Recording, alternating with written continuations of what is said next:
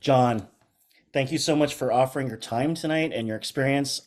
We had a fantastic pre-Zoom where we started talking, and then suddenly an hour went by. So I'm not I have no fear we'll have a fantastic conversation today. And listen, for the audience out there, if you haven't watched John's shows and films, you've had 4 decades. Okay, so spoilers are ahead. We're going to be talking about some scenes and some things that happen, and we're going to be talking about plot points. So I'm sorry, there's going to be spoilers. And I've probably watched 2,400 hours of Jon Cassar interviews on YouTube that you should also check out. Your work's most available on most streamers, right? So I'm hoping that we get to some new stuff from you that hasn't been in these interviews that you've done. And because your audience tonight is I mean, you saw the attendance list as they're coming in. We have some phenomenal directors here, DGC Guild members, invited guests, people that are fans of the show, a lot of first-time filmmakers, some doc directors. There's doc directors thinking of getting into narrative. I see some episodic directors, some veteran episodic directors, and then some new directors that want to get into sort of the pilot and the producing directing world. So because of that, John, and you'll get a chance to speak in one more second because I do want to hype you up. I do want to have this conversation almost like a journey we can take. But within this journey that we're taking, your footsteps, because obviously you've come a long way. Within these moments, there'll be these director tips or sort of rules that you've had for yourself, or I'd like to call it the Cassar mantra. Um, these are little milestones and trath packers that you had along the way, right? And before we get into it, I mean, thank you. Like, what is it like for you to be at this point where you can now give back? This is an underhanded toss for the first question. Well, actually, I'm enjoying this part of it, quite honestly.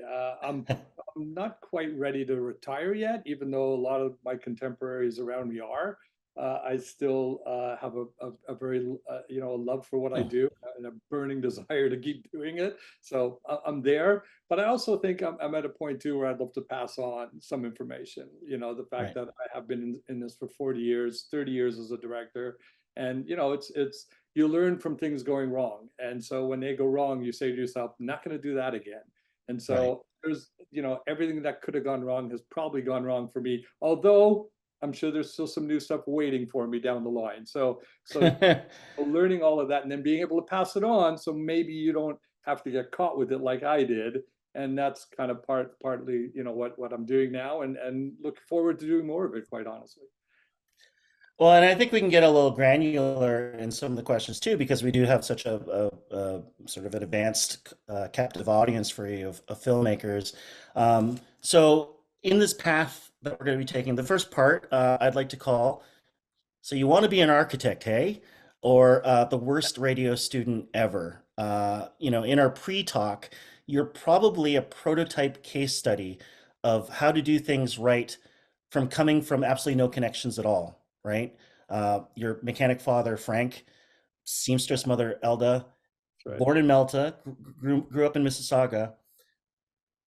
How do you get from this moment of showing up in Mississauga to finding film or architecture first, and then that leading into film? Yeah, I mean, architecture. I'm still like most of my photography is architecture. I just kind of have a love for it, and I could draw a little bit. So I thought that might be a career, and it was going that way until someone told me I had to have really good math skills. So that eliminated that instantly because it's the last thing I had because I was more of an English kind of guy and reading and that kind of stuff. And then I was just this crazy fan of movies since I was a kid. I don't know why.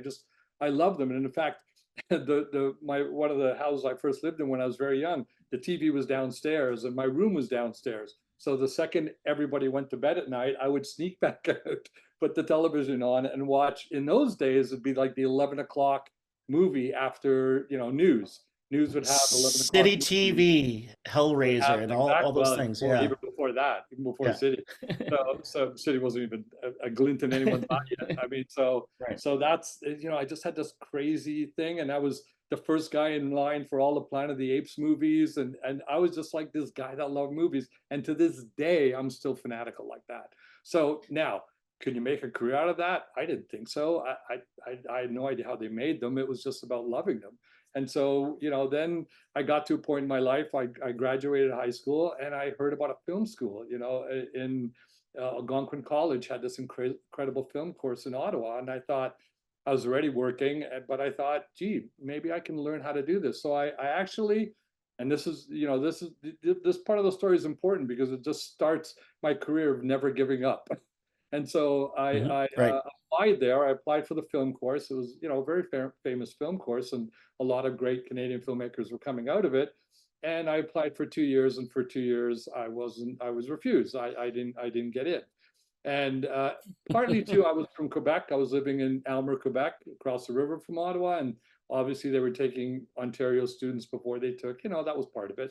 But anyway, Okay. so the third year, I finally got in. I couldn't have been more excited, and I was ready to What were you go. doing what were you doing like during that time? Were you working I was somewhere I was waiting working. to I was get out of into a school college already. My or father had a camera store. My father, who was a mechanic, finally okay. said, "I don't want to crawl under cars anymore. Should we open a store?" And I said, "I got an idea. Let's make it a camera store." Because I was a You're so photographer sly. at 10 Right. years old, so Okay, okay. already had that in my Right. head. So I was working there basically. And then they said great, and I virtually got into the film course. And before it started, I think a week before, a month before, I don't know exactly, they called me and said, "There's some bad news. The film course has been shut down because of financing. There is no film course anymore, but there's a radio and television course. We're going to put you into that." And right away I was like, I didn't watch that much television. It's movies. I wanted to be in the movies. Right. I know nothing about Right. television. But I said, at this point in my life, I'm going to go for it. I mean, I've been accepted. Let's go. And we'll And see you were what waiting happens. for 3 years to get into this, so you might For as well three do it, years. right? So Yeah. already there's my waiting. Already I got, shuffled over to radio and TV. I told you the story about I didn't really have any interest in radio. And in those days, they combined them together. In Right. fact, I stayed as a teacher assistant, and the very first thing I said was, "You've got to separate these two things. They're not anything alike. They've Yeah. got to be Yeah. separate courses." But it was only the first year, so you only had to do the first year. And I went to the teacher and said, "Look, I'm going to be your worst student ever. I'm not here for radio. I'm only here for TV." I knew what I wanted right away. And I said, "Whatever I give you, just give me a C and just pass me." And he looked You don't at me want and me went, back in your class. "Yeah." And he looked at me and said, "All right, that's pretty honest. You got it." He would just, everything I put in, every assignment, he'd say, "I'm saving these. These are the worst assignments in the history of this college." But he passed me. And so, but then Uh, television, that's amazing. right away, I exploded. I was just like, this is what I've been waiting for. Right. And I was never a good student. I was like a C student in high school, but now suddenly I'm top of the class, and everything just feels really natural to me. And I just loved being there every second of it. And then, of course, I made my life a little more difficult by getting married and having a child. That part of life was fantastic. But of course, it Young, made right? Like the fact I was in you did it college. early, so this was Yeah, between right. first and second year, when everyone else was, getting summer jobs and going to the cottage, I got married and had a child and went to my second year of college. So once again, just putting some roadblocks up there for myself. But again, came out of there and just loved it so much. And then I had an amazing teacher, Ron Cormack, who passed away recently, and he started giving me jobs right out of school. I was doing freelance camera Wow. work right out of Right. school right away. And so that was like, great. This is fantastic. This is what I want to do. So that's kind of how all of that started. Your lineage is much more robust than mine. I failed Ryerson and now PMU Film School. Actually failed it twice spectacularly. You're the top of your class, but I think the outcome is almost similar for both of us in that we've never had to show a film degree to get a job, right? But Nobody film does. school was important to me. Yeah, Yeah, but film school was so important to me because I met my classmates and my exactly one. in my group. Yeah, It's and the your teacher, community, right, that you and your find from teacher. that. Yeah, in Yes. my case, my Uh, teachers were all working. It was Ron Cormack, and he was working with Ken Stewart at General Assembly in Ottawa. It was a fledgling, really kind of cool, hip company that was starting up, and they embraced what I could do and help them with, which was just freelance camera work. But then again, I was like, okay, so I can go this route, or I think I need to up my game. And part of it was I read some, an interview somewhere. I saw an ad. I think I saw an ad in American Cinematographer for something called a Steadicam. And I thought, look at that, and that was a really good The handheld. rig, I was right? really proud of my handheld. I was really good at it. And I thought, you know what? There's not many of these machines around here in Canada. In fact, I think there's like three guys doing it in the whole country. Why not be the fourth? And so I started, putting together. I had no money. I virtually had relatives loan me money to Because it buy it. was expensive. It was like It a was hundred it was thousand dollar rig, right? $20,000, I think. Yeah, Yeah, it was yeah. expensive. And so I got a loan and did that and brought it in. And it didn't help me, it eventually helped me get in film and television. But the way I used it is that I was using it in the industrial world, because that's what we shot in Ottawa. We didn't really do TV and movies. They're doing it now, but not so much then. And so I was able to go to those producers and say, I've got this cool machine that, all those shots that are really static every time we go into a factory to shoot a factory. I can put this machine on and go whipping up and down things, and you're going to get some beautiful shots. And that's exactly what happened. And so I got a lot of rig time running around factories. I did the Jerry Lewis telethon for a whole weekend, wore the whole thing for the whole weekend, and just virtually started doing car commercials, like anything I could get in Ottawa, and rock videos. I did so many rock videos. And then finally, the three guys were busy, the Crones, and can't remember who else it was. Julian were all busy, and someone called me and said, "Hey, you got a Steadicam? We need a Steadicam operator." And I started making trips to Toronto and doing TV shows. And my very first one of any note was the Elephant Show. That was my first, the kids show, the Elephant Shows. Oh, okay. That was my first Steadicam gig. And I Um, started doing sort of television and movies. And the more I did, your name gets around, and I started doing that. you're being a little humble because from my recollection, back in the day, and I come from the era of Ray Dumas and Jeremy Benning as Steadicam operators. They're kind of a generation right behind you, but your name was right up there. And um, I saw one of the interviews you did, and you were talking about the cutting edge, and you basically said you did stuff in that movie that you didn't think humanly you could do with a rig. And I think that's important to say. You said something very, very important early on, is that you had a family early. So you had to keep the lights on, right? So you had to find a pivot way to make money, but you were able to parlay your Steadicam work into the best of, you became the best of the best. And you once said something that, you know, camera operating was your university, was your extended university. Do you have a little bit more context for that in terms of what you Yeah. So learned as a budding director? but you're right. I was virtually forced to it. And you've got to know that when I was in college, I didn't touch a single camera. I directed everything. I just was directing. I was a director. I was like when we put crews together, I was a director all the time. And I try to think back, and I said, was I ever the cameraman? I was never once the cameraman. But again, when I came out, who's going to hire a director out of college when I knew there were jobs already as a camera operator? And I had my camera background was basically my own little video camera and Super 8 camera before that I made my own home movies. And the fact that I'm a photographer, and I've loved photography from the beginning. I put out a 24 photography book, behind the scenes, of with other photographers on the show, and that was my love. So I took to being a camera operator and putting it on my shoulder really quickly. It was easy, and I could make money and keep my family eating food at least. So Eh, that was eh, important to me. But I used the Steadicam because I knew that was going to make the jump from television to film. And that jump, as much as it's kind of mixed a little bit more now, that jump back then was two complete different worlds. If you were in the film world, you didn't do TV. And if you were in the TV world, you didn't do film, mostly because of the cameras, because we had film cameras and we had video cameras. And Video, it was all literal different video world. cameras, 1 inch tape, and all that And kind of stuff. again, again, one of the big things, one of my rules is don't stop learning.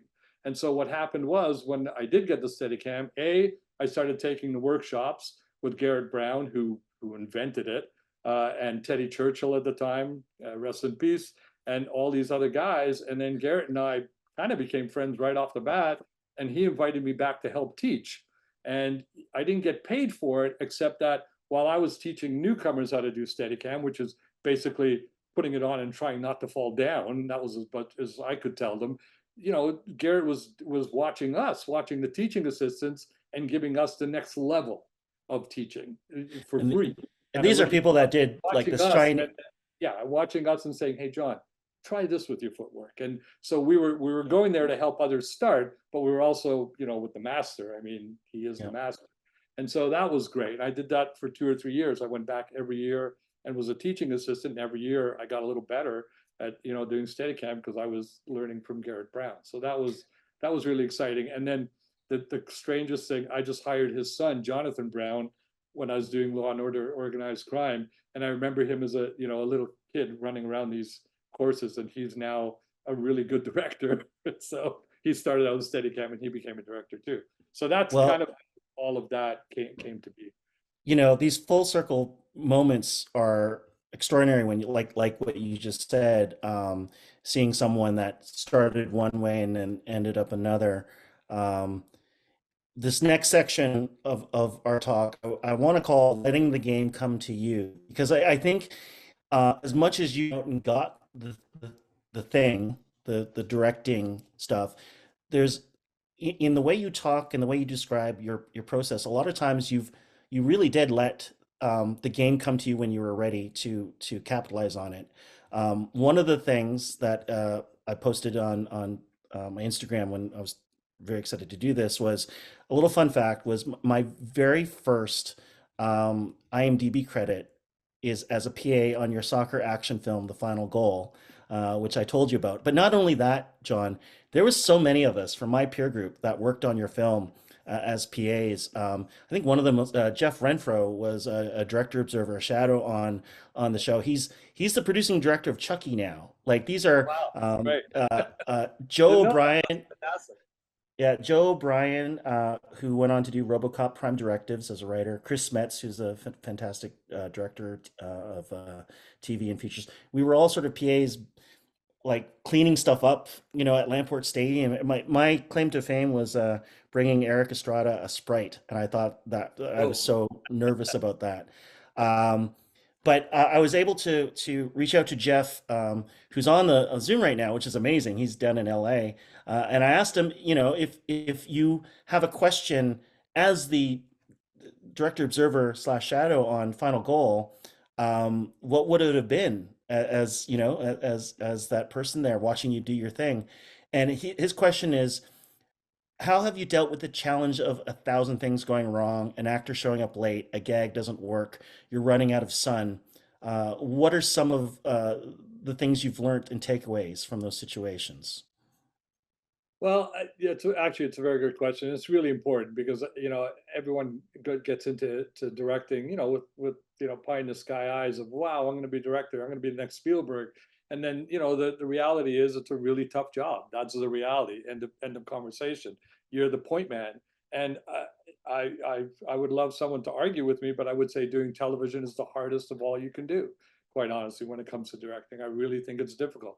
I've done a couple of movies. They were small budget movies, but they were a cakewalk compared to what you're dealing with in television, especially when you're a journeyman television guy that's going from show to show. And so, all of those things, and yeah, everything's gone wrong. But I'm at a level in my career right now, especially as a producer director, because as a producer director, I have to deal with bigger problems, not just sort of the problems of the day. I have to Hmm. deal with bigger problems that encompass the whole making of the series. And so, when those come up, and I have producers with me, and usually I have a good line producer. It's usually me and the line producer that are dealing with everything on a day-to-day basis. And my assistant on this last show, when I was doing organized crime, things go wrong. People get COVID, we lose locations, Yeah. all of that kind of stuff. She came to me one day after working with me for about 3 or 4 months, and she said, explain to me why your face lights up when there's a problem. Explain to me why you smile more. What is that about? And I said, because I love the challenge of it. I love the challenge of going, okay, we lost that. How are we going to get around this? Because you always come up with a solution. There's always a solution. You never just throw your hands up in the air and go, we can't shoot tomorrow. You just know that's not a reality. It never is a reality. So you got to keep shooting. You got to keep shooting. So you got to come up with solutions. So I so think Gail Harvey I said really we're professional problem solvers. that's who we are. really are. And I also learned very early, and it's in one of my, the rules I gave you of the way I work, is that you got to make decisions and you got to make them fast, and you got to make them, Yeah. with total conviction to what you've decided. And you do make, people joke about the million decisions a day. You do make that many decisions all the time. And you can't be the kind of What? person, Why would you say conviction is important, though? Why is yeah, conviction important? You know, because because that's key a key word in what you're saying. yeah, conviction is very important because A, you are the leader and you have to show that at every point. You could be saying, I'm not really sure, but you say, you know what, this is what I want. And that's really important because that's what you have to do as a leader of putting that show together. And so, and I joke about it all the time. You're in the middle of like something and all this is going on, and then wardrobe's in front of you with like three panties going, which panty? Which panty do you want her to wear in the next scene? And you just go, oh, that's the one I want right there. And off she goes and puts her in those panties. And you're just thinking, that's madness. Like that is just like crazy, but that's part of your job. That those are the decisions you're making. And you can't hum and haw. Everyone has to believe that you have a handle on it. And in actual fact, from my point of view, I do. I do know what I want and I'm very clear about it. And so that's the way I work. So all of those things come at you. They come at you all the time. I did a tech survey to an orange grove that when we got there and got off it was an orange grove with a train track. When we got there, the orange grove was gone. And I looked at the location guy and the guy that owned the place and he goes, yeah, we cut them down every 5 years. Well, they were here when we came and you cut them down between the survey, and the tech survey, you cut down an orange grove. Do you have another one? Because I need an orange grove. Yeah, there's one over there. Great, let's go do that. But I mean, you just never know. You just never know what's going to happen. So the key and an AD that I worked with very early on, and when I was doing Kung Fu, mostly because David Carradine was a little bit unreliable, he just kind of said to me, keep shooting, just Right. keep shooting. And so Yeah. that's become my mantra. And I'm the kind of guy that the second I see something going south, the second something starts to hold me up, I'm already going, fix that, bring the camera over here. Let's get this in the meantime. And that's the energy that I work with. And so let the problems come. I mean, they're going to come. If you think you're going to be, problem free in anything you do, especially in television, it ain't going to happen.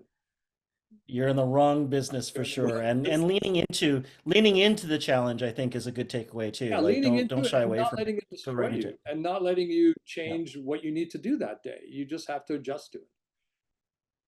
So you do the final goal. Mhm. And I've done a first feature. It was a $25,000 movie called Ham and Cheese that nobody saw. But for me, it felt like an imaginary albatross, and it was all my own fears and anxieties about myself as a filmmaker. Suddenly, I just felt the weight come off my shoulders a little bit. How do you go from an indie feature, a couple handfuls of episodes of TV, and then get into sort of the more higher level, the Forever Knights of the world? Like, how did you make that transition? Baywatch Nights.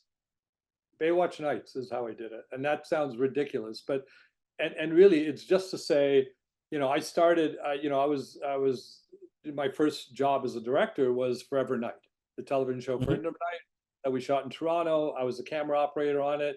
And I was helping a lot of directors.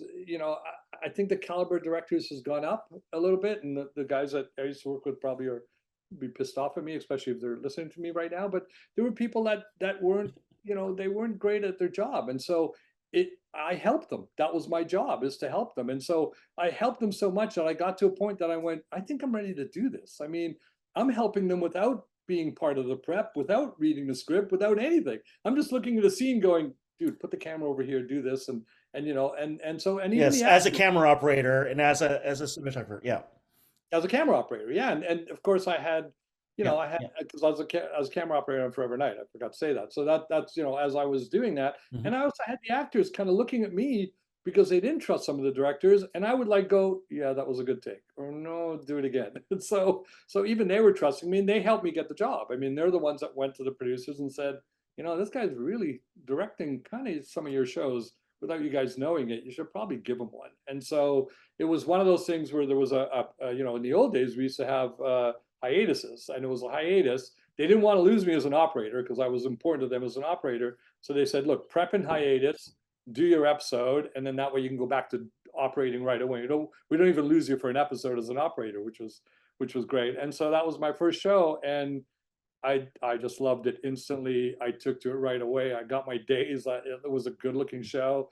And then I had my one episode. Of course, then I'm going around to all the Canadian producers and all the Canadian shows going, I have one episode. And all those same people that used to say, you have nothing, now would just look at me and go, oh, that's nice. You have one. And so I thought, oh, this is going to be a longer road than I thought. And so basically, but then it was just word of mouth. It was just from that show. I started doing Kung Fu, with Sloan, the producer, Michael Sloan was, again, liked me, liked what I was doing.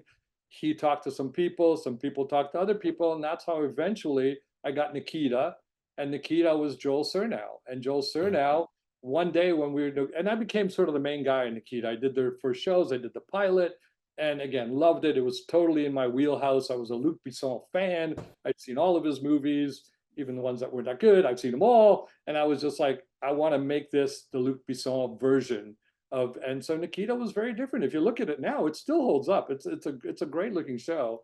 And it was exciting for me to work on a show like that. And I did the pilot, and producer directors kind of weren't invented yet. So, but I Yeah. was kind of that. I did the pilot, Yeah. the first step, every year I did the first episodes, I did some of the finales. They would bring me in to keep sort of the tone the same, and we had other great directors there too, but just so I would come in and do that. And then from there, someone, Joel pitched me one day. This is the great story. He took me aside one day. He goes, this show's going to end soon, but I got this other show I'm doing, and it's basically in real time. And I said, what are you talking about? He said, every minute is a minute. So a whole episode is, let's say, an hour. And I thought about it and I said, wow, that is the worst idea I've ever heard. Seriously? Like, the cops are going to drive up and wait for the guy to come out of the house in real time. And if they have to go up 4 floors, you got to watch him go up 4 floors. I'm like, God almighty, that's going to be so boring. And thank God, of course, he didn't listen to me. And I had no idea the pace that he It was was going going to to be as build dynamic. when he Yeah. wrote this show. Thank God he didn't listen to me. But the good news is, when, and by that point, I'd done some American shows. I'd done Profiler, and I'd done a couple other things in LA. And I got into because of what I did with Baywatch Nights. I got into like some Hulk Hogan movies that I did, which were, that we shot in Florida and were very, very low budget, but did really well because they played them right after wrestling. Great lead in. My Hulk Hogan movies. And so he asked me to come down 24, and I knew nothing about it except for the pitch. And I thought, I don't know about this show, but I'll go and do it in LA. And of course I went in there, and right away he said, look, the show is really different. We're not doing, wide, medium, close up. It's not that show. It's handheld. We're crossing the axis. We're doing all of that. And my heart just Picture in kept picture. Yeah. pounding, pounding, pounding, going, oh my God, I can't wait. Because this is what I've been waiting for. I was kind of tired of like television being so formulated that way. I just like, I need something new. And it came again right at the right time. It's coming to me, like you keep saying. And so I went in there right away and just loved it. And I got along with Kiefer, and that was a big part of it. And that wasn't easy. That was hard. And I can tell a story about that at some point, which I've told him a million times, so he won't mind. But then it was Why don't you do it right now so we don't lose okay. track of it? So the story was, so I go in there, and Kiefer's just come from the film world, and he's Yeah. working with Stephen Hopkins, who was his friend, Mhm. who got him to do the pilot, saying to him, of course, it'll never get picked up, and of course it did. And then now he was stuck doing a television show, but as he'll tell you, it was a great moment in his Yeah. life. And so here he is, and they tell me, look, he loves Stephen because Stephen ended up doing what I ended up doing, what Stephen was doing later, which I was doing every second set. So I would do 10 out of 24, like almost every Mhm. set, because we did them in twos. And Mhm. so they said, look, he hates all the other directors. You're gonna have a hard time because he's not digging the other directors, because a lot of them were network guys that were used to doing medium, Right. wide, medium, close up. They weren't used to handheld, whip pan, zooms, like all of that kind of stuff. I personally just went, yeah, let me go. Like, this is great. I love this, And so So he doesn't talk to me for the first 2 days, like nothing.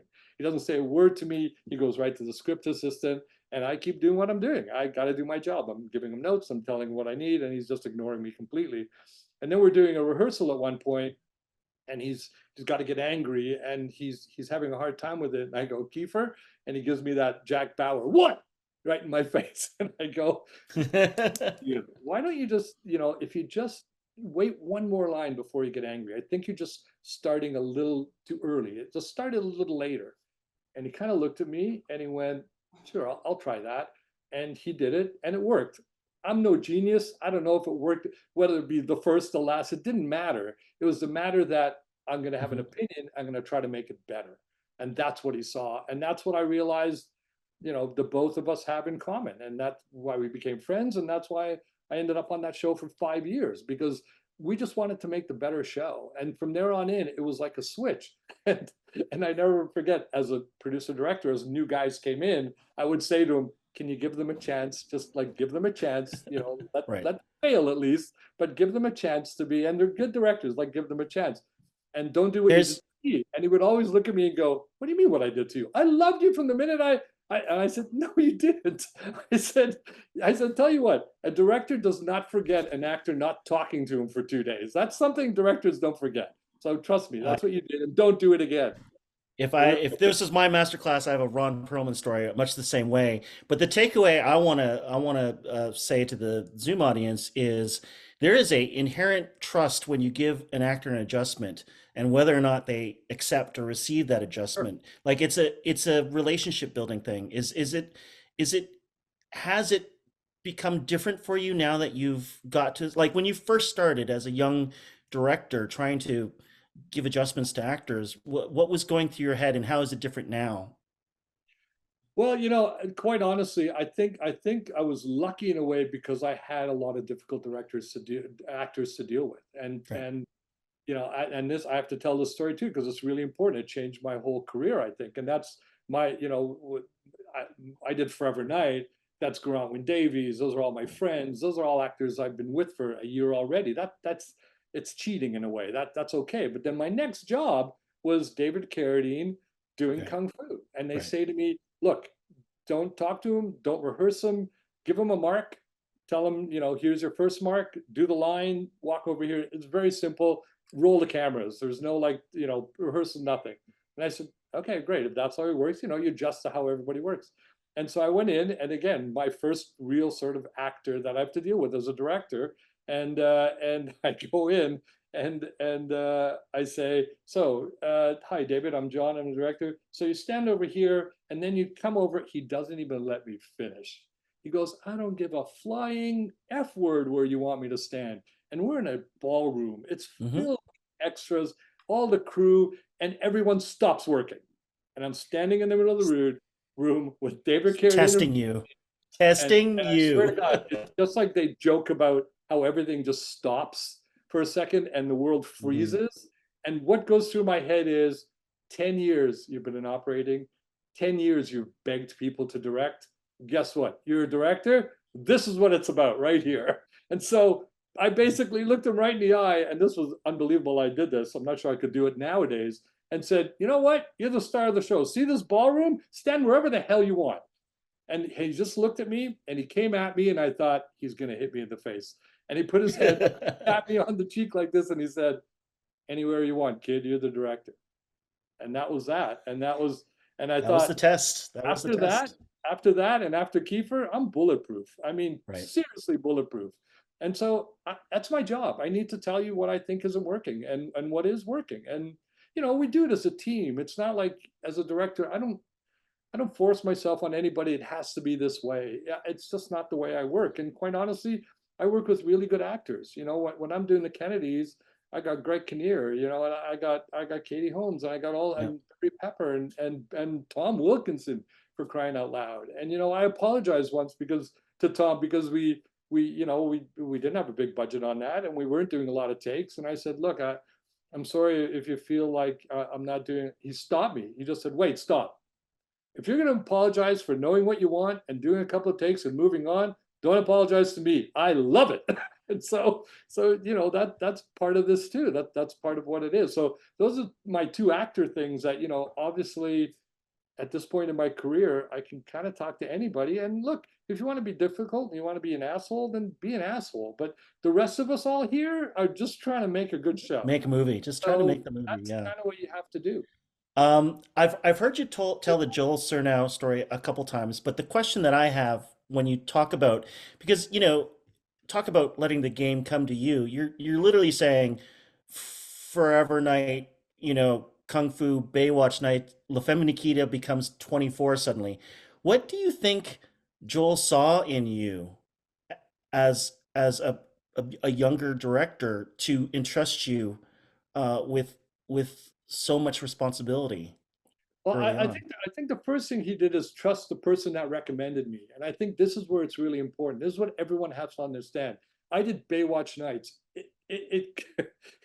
When I did that, I remember my agent saying, "Take that off your resume." It's like, no, I'm not taking it off my resume because that's what built my career. Because Maurice Hurley, who was the showrunner on that show, knew Joel Surnow and Right? said, out of the 10 directors I've had this year, this kid is like, he's got it. Like you should use this kid.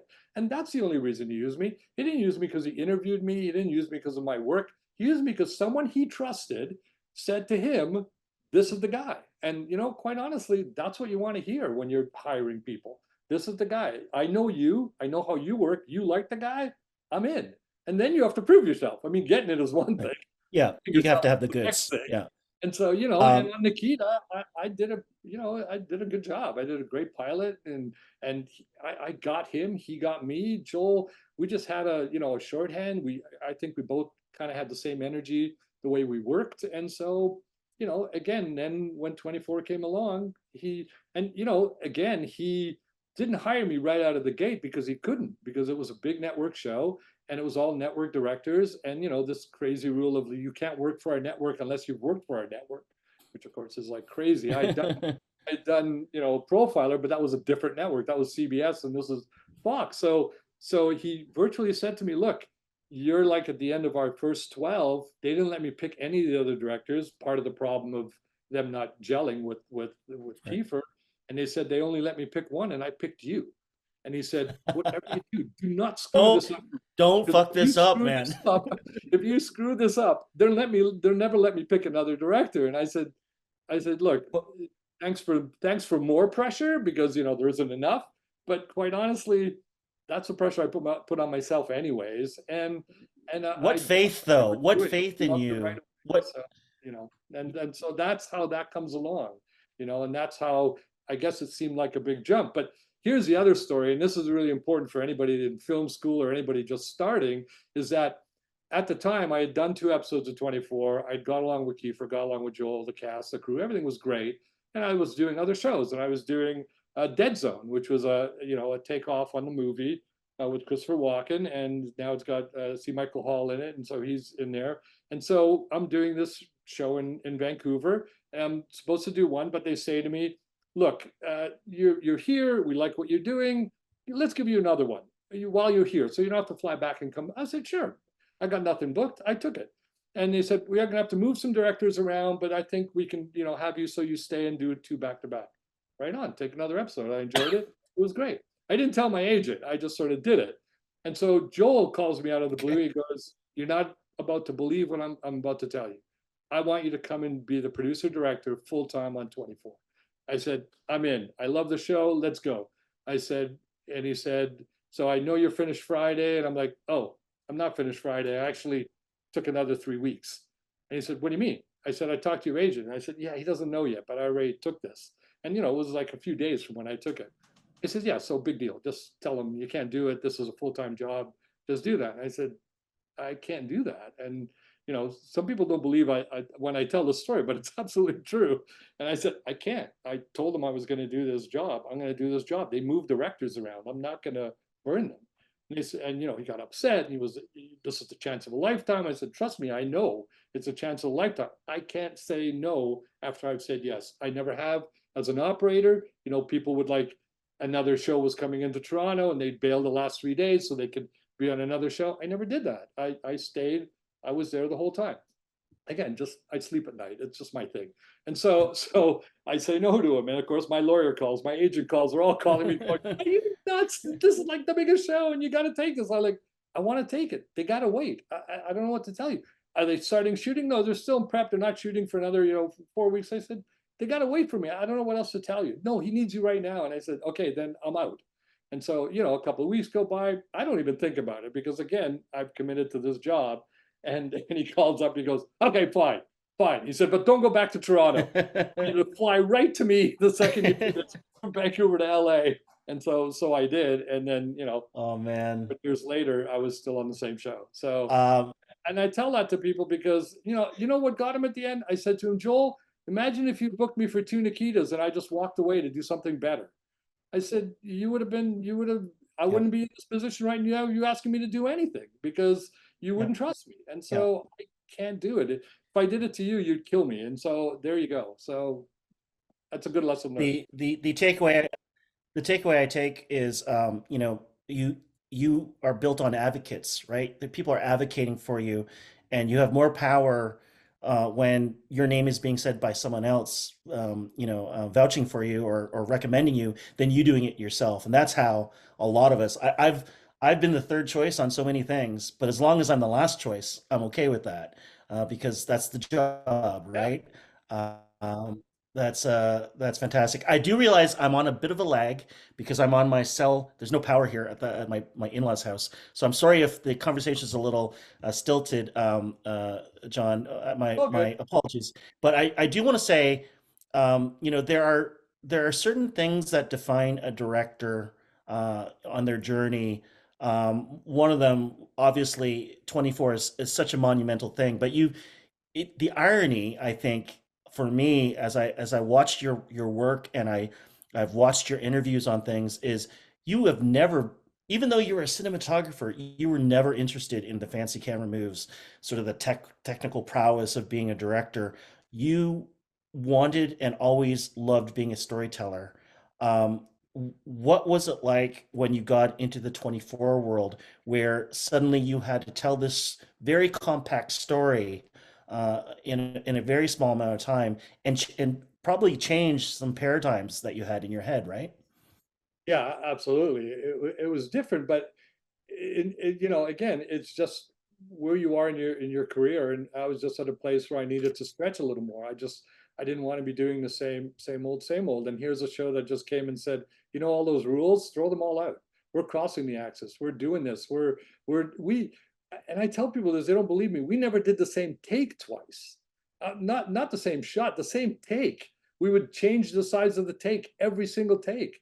I would have editors come into me when I was a producer saying, you got to talk to the director. He did 3 takes in a row and he never changed the size.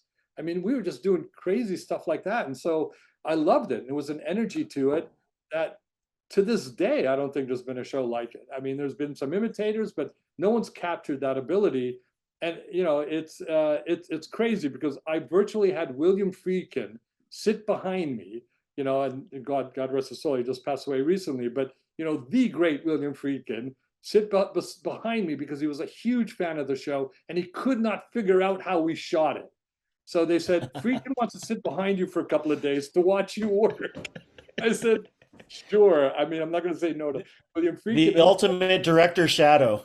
He's just watching me going, oh, that's what you do. Oh, you never stop the camera. It just moves from one to another. And it's a percentage. Zoom lenses. Yeah. I would virtually have 2 cameras going with 10 people around the thing and everybody's moving. And the operators were fantastic. They wore headsets. They knew the dialogue. They knew when to move. They knew when one guy looked at another guy. So they did these great connecting shots. And I would watch it like almost a conductor, watching all of it happening. And I would go, okay, give me 60% on this guy. Give me 40% on that guy. I missed this line and that line. Get those 2 pieces. And we would put it together like that. And then the editors would just kind of go through it and find all the best little chunks. And that's how we did that show. So it was just completely different than anything else. The funny part of that story is that we went to break, which was very short. It was only a month between seasons. We'd start again. And we went to break and I came back and the producer said, there's a bit of bad news. I said, why? I said, you're not going to have your camera operator for the first 2 weeks. I said, why? I said, because you're doing a William Friedkin film. And so he stole my camera Son off of me. a bitch poached your camera off while Guy, it was guy there. was guy was one of the best handheld operators Yeah. I've ever seen. He was magic. He would do Uh, shots that you would just be shocked, and even our actors would be going, "Wait, what's going on?" Because they thought they were off camera, and then suddenly the camera would come around, and then they'd be on them, and they'd be going, right. "Oh shit, I'm on camera." I'm like, "Yeah, that's the first lesson to every actor on this show. You're never off camera.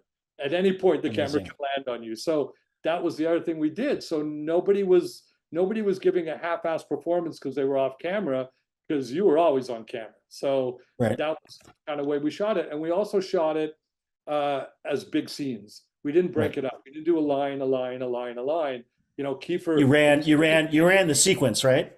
you couldn't start, Kiefer halfway through one of those, long pieces of dialogue. There's no way. He has to ramp up to it. So it became a thing where we just did, even if it was I had a 6, 7 page, interrogation of Kiefer and Kim Raver, and I built in a couple of places where we could break it so we could do 2 or 3 pages at a time. They both came in and said, "We're ready to go. Let's just do it all as one." Right. So Right. we don't do it as a oneer, but we do it as one giant block of performance. So it ebbs and that moves up and down, and all the energy is real. You're not jumping in halfway to do this important, And emotional line. but because you do move so fast, and I think part of the philosophy of moving fast for you is the way I would like to move fast is it gives you more time with the actors, but also Exactly. gives you more coverage though. So are you running these long sequences on multiple takes? You'll change the camera positions, and they're still good to go for those multiple takes? Every time.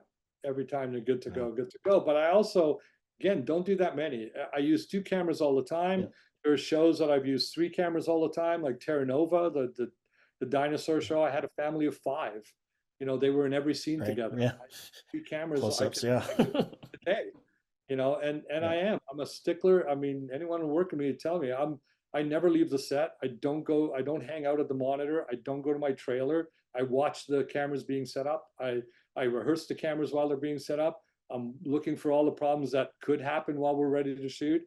And so I'm just always there, and that gives me that energy to do it. And But it cuts even a minute or 2 minutes out of anything. It's 2 more minutes I have with my actors. It's 2 more minutes to do more coverage. And that's what makes a I better know, show in my eyes. I know the answer to this question before I ask it. Why don't you want to leave the set ever, John? Why should the director stay on set even when it's during the lighting period? Well, because everything is still happening. I mean, to me, Yeah. the setting up of the cameras is crucial. And I know there's a lot of directors that don't have a lot of camera experience, but get it. You should. Yeah. Every great director out there doesn't just sit back and go, "Yeah, set up the cameras. I'll be back. Call me when you're ready."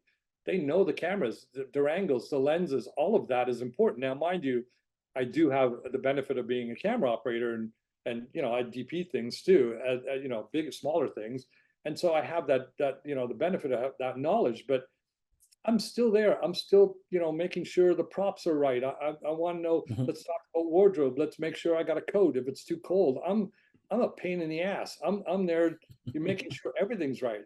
My AD's helping me, but I want to make sure. I don't want to end up having a little chat over at the monitors, coming back to find out, wait, what's that? Why did you set it up like that? That's not what I wanted. So I'm there all the time. I love this. This part of our conversation is called redemption, because I think there's a redeeming value to the journey that you took with 24. Julian, get ready for a clip very shortly from 24 Redemption.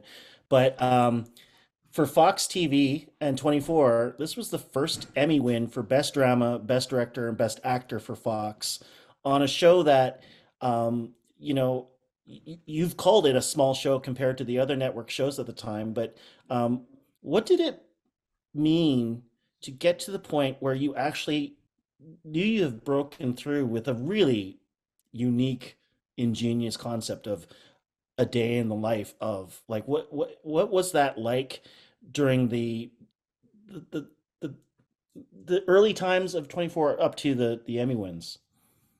Yeah, because we won in season 5, and I came on in season Yeah. 2. So first of all, we were nominated every year, and we'd win a bunch of technical awards. We'd win Sean Callery, the composer, won 3 or 4 times. Our sound people would always win. Our stunt guys won 3 years in a row. So like we'd win all the time, but we never won show. And trust me, the Emmys rarely give awards to shows that are in their fifth season. It's Lost won in its first season. People are Right. winning, and so it's our fifth season. It's a good season. We knew we had a good season, but we're like, here we go again. I mean, we're not going to win this. We'll win some technicals. So none of us were even expecting it. It was like the year that we weren't expecting it. All the other years we were expecting it. It's the year we just finally kind of wrote it off and said, not this year. And then of course we won them all. And it was nice because it was our best season. And we felt it was our best season, and everyone had done great work. But you know what it's like. I mean, you got to remember, 24 was an 11-month show. I was on that show for 11 months. I had 3 weeks off. 24 episodes. I go to the cottage for 3 weeks. The whole 3 weeks, they're calling me, pitching me the next year. Can we do this? Can we build this? Can we do that? We're going to do this. And I'm like, guys, it's just 3 weeks. I'll be back in 3 weeks. Let's just, because I would do like an extra month of prep because again, when we picked the place that was the Camp David, our Camp Right. David, you have to go, okay, we're going to be here for 24 Once a episodes. hair. I Yeah. land a helicopter. Can I Yeah. attack it at some point? Can, someone How drown in much the can I pool? blow up? Like, I have to think of all the things that possibly can happen in a year when I pick a place at the very beginning for the first episode. So it has a barn. Good. We could use that for something. Like, that was part of it. So it was 11 months. It was an 11-month job. So, you're not thinking about awards. You're not thinking about that. You're not thinking about ratings. You're just thinking about making a good show. And that's what we did for, from my point of view, 5, 6 years in a row. And we got there. And then, you get the awards. It's great. I'll never forget, actually. I think Kiefer won first, and then I won. And then, and they put you kind of near the aisle. So to ready, before we weren't sitting near the aisle, suddenly you're sitting near the aisle. There's something inside you goes, why am I on the aisle? And then of course a woman came up to me like just before my award, said, "You're not going anywhere, right? Because your award's next." And I watched her and I went, "She's not talking to those guys over there." And I'm like, okay, so here we go. And then I won it, and I'm sitting there. My wife looked at me and she goes, "You don't look very happy for a guy that just won." I said, "Look back there at all the other producers, because all the writers and producers, they're all producers. There's a bunch of us. If we win, they all win, and they're all sitting there." And I said, me and Kiefer won. If we don't win best show, Yeah. we're Right. in for a hard time. We're going to be the guys that won. Every idea we have, it's going to be, oh, the winners have an And you're idea. shooting tomorrow. You're It's shooting the like next that was day. the next day. We got a big. I blew up a bus in front of Yeah. the Disney Opera House, Yeah. basically the next night. And so we won, and it was just like great. First of all, it And was great that we all won together. That it was that kind of show. It's a big teamwork kind of show, and so it was great. And then it's nice validation. It's kind of nice. It's not a John, bad. just for the folks at home, it's a little confusing because I thought I was in the background, but that's beside you. Can you just hold up one of your little awards? Oh my gosh, I real just life like Emmy, I just everybody. like them sitting back there. But I wanted to just take this first part because I want to talk process for the filmmakers that are on the Zoom of this is a fictitious coup in Sangala that is happening, and Jack is kind of wrapped up in it. Um, but when you have a very specific way of seeing the movie in your head when you read the script, can you for the folks at home, you get this script for redemption? What what is walk me through your process? What's the first couple things that you do?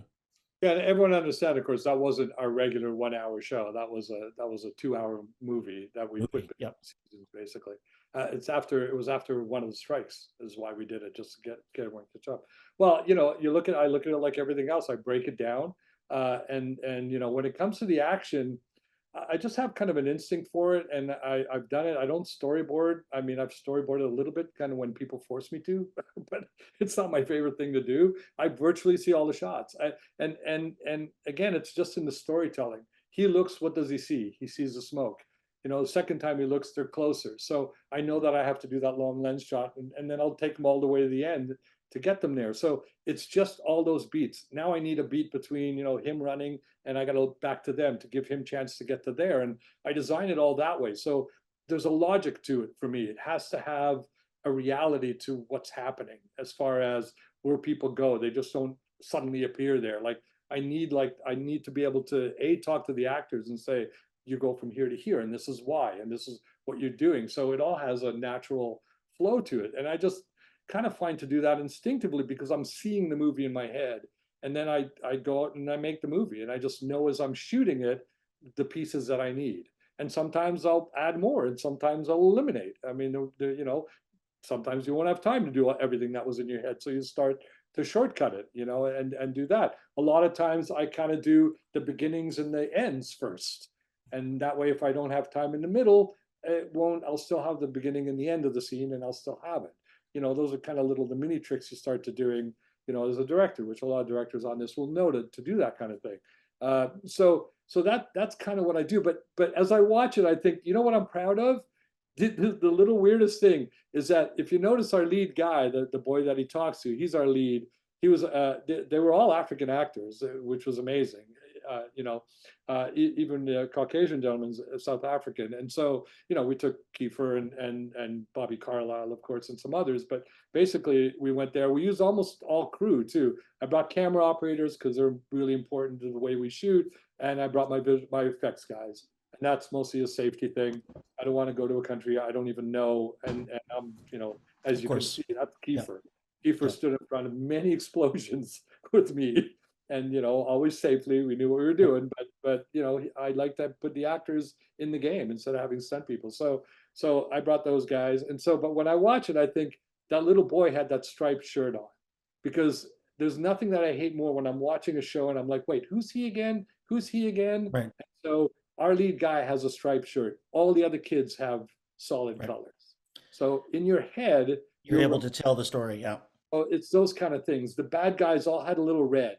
They had a Mhm. red bandana. One guy had a red hat. There was a red flag. So all the bad guys kind of, it's their uniform wasn't a uniform. It was the red, kept them as a unit. So it's basic, but it's the kind of stuff that you're not realizing as you're watching it, but it's helping you not be confused, if that makes sense. It Right. helps you stay solid to where I need you to stay, knowing those guys are that, knowing that's the kid after showing you 10 or 12 of them all running around. So it's that kind of thing that I look at and go, yeah, that was smart of me to do that. It's like that's the kind of stuff. And then the action, I mean, I told you a story which was very funny. And you asked questions about problems. So we shot all that action over 2 days. Well, we went home to the hotel that night because we ran out of light. We came back in the next morning. I virtually am standing here like this, and I go, and now we go like this, and we look at the burnt out car, and there's nothing there. It's just like ashes. And I go, wait, why did we take, where's transportation? Why did we take the car away? And said, no one took the car away. And I said, well, follow the tracks and find out where my car went.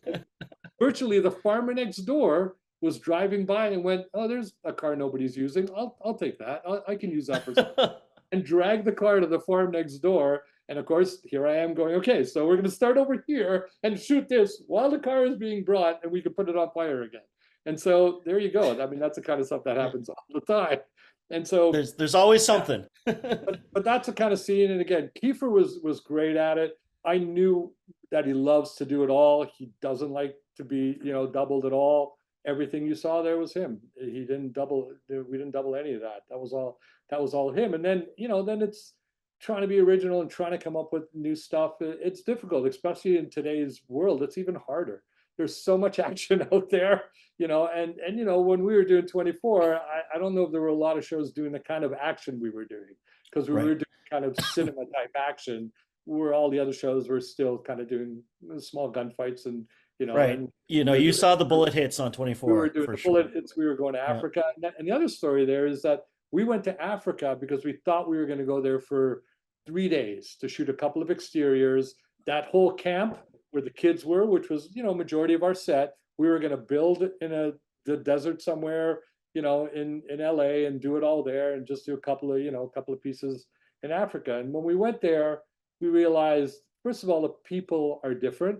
That there's African Americans and then there's Africans, and they're very Mhm. different. And we liked that they had a really good, infrastructure for filming in South Africa, a very Yep. good one. And when we sort of put the numbers together, we kind of went, we're not going to send the whole crew. We're not sending that many actors. I think Kiefer was really the only one. And then, Bobby came from England. And so we went and shot there the whole time. And it was a 35-hour flight from my home in LA, not the whole flight, the whole trip, door to door Right. was 35 hours. We went and scouted, and 2 weeks later, we did it again. Then we Wow. went. So we scouted, came back. 2 weeks later, we got on a plane again and did the 35 hours again to go and shoot. And then we were there for 3 weeks to do, you know, almost the whole movie. And here's the other funny part is that we're there in the winter, so the kids are freezing. They're all in shorts because we're playing hot Africa because we Hmm. wanted the even the look. You could see it's got a, it's Dusty. Yeah. got kind of the Jeff again, our DP did great work on it, and it had a feeling of heat. And then we were intercutting all that with the inauguration of the new president back in Washington D.C. And the inauguration, as takes place in the winter. We're having the hottest summer ever in LA. So I've got people with big winter coats and scarves and hats, sweating their off while we're doing that. And of course, the kids are freezing their butts off while we're doing that. We're covering them every 10 seconds to keep them warm. Everyone has, the short sleeve shirts and all that. So there you go. Once again, the John, crazy it's the first rule. We always want to make Christmas movies in July. I mean, that's never just what fails. happens, right? Never Um, fails. our our our national editing caucus rep Paul Day says you're thinking like an editor. I think a lot of what I'm seeing in your work is Exactly the what cut is happening in your head, right? Um, but there's something else going on here because of what you just said about Kiefer's process is how how do you block this? Like what was the process? So you did this over 2 days, and there's a huge shootout after this that we just simply don't have the time to get into. But even this first part, there's all these beats. That little beat where he looks at the gun and then realizes, oh shit, I got dynamite. I mean, that's such a perfect beat. But all these things, when you read a script as a director, you go, oh God, I got to do that. I got to do that. Like, walk me through a private blocking of this, or what do you do for this on Well, 24? well, again, it does start from the script, and quite honestly, on 24, it got to a point where I was just doing the action, and I would go back to I mean, they'll remember this. They would just start writing a great action sequence to be choreographed by Jon Cassar. I go, wait, you're giving this to the studio? And they said, oh, we know you're going to do it anyways. It's just a waste of our time. So just do it. So, and I had great people around me. I had a great AD. My ADs were great. My production designer, Joseph Hodges, was amazing. And so we would get, what they wrote, which was a shootout in an old factory, which was fine the first 10 times we did it. But then after that, I'm like, no, let's do something better. And, we'd be like, hey, what about a helicopter on our roof and another helicopter attacking that helicopter? And we'd come up with all this crazy stuff. And then I'd go back and pitch it, and they'd go, yeah, that sounds good. Do that. And so, that's kind of it. So I would read the scripts, and even in that case, and go, okay, well, they wrote a shootout, but let me. Now I need the logic. I got one guy against 20. Like, what's his advantage? Okay, the advantage is Mhm. he knows this place, they don't. So he already, like in his mind, knows I can hide there, I can hide there, I can do that. I got to give him something. So we put some sticks of dynamite. I don't want to give him a giant, not a lot. He's got a couple of handguns, and then I build in picking up machine guns as he goes to get more Mhm. power. So I build all the logic of it. I'm a logic maniac, and that's part of my process in putting this stuff together is make sure it holds up the logic tests. And so look, some of it's always stretched because it's heightened anyways, but a guy like Kiefer is going to want to go, really? He left me a box of grenades. Gee, that was lucky. But a couple of Right. sticks of dynamite, yeah, that could be possible. And so it's that kind of sort of thing that I do for all my actions. So it kind of makes sense. And I don't want the bad guys to be dummies either. I need them to be just as formidable. Otherwise, then your hero doesn't look that good if these guys are all idiots. So all of that has to work for me. And then I sort of put it together. And on something like that, I will pull him aside the day before, and I'll say, "Here's what I got for you tomorrow. Okay, here's what's coming. You're going to start here. You're going to throw the thing. You're going to go there.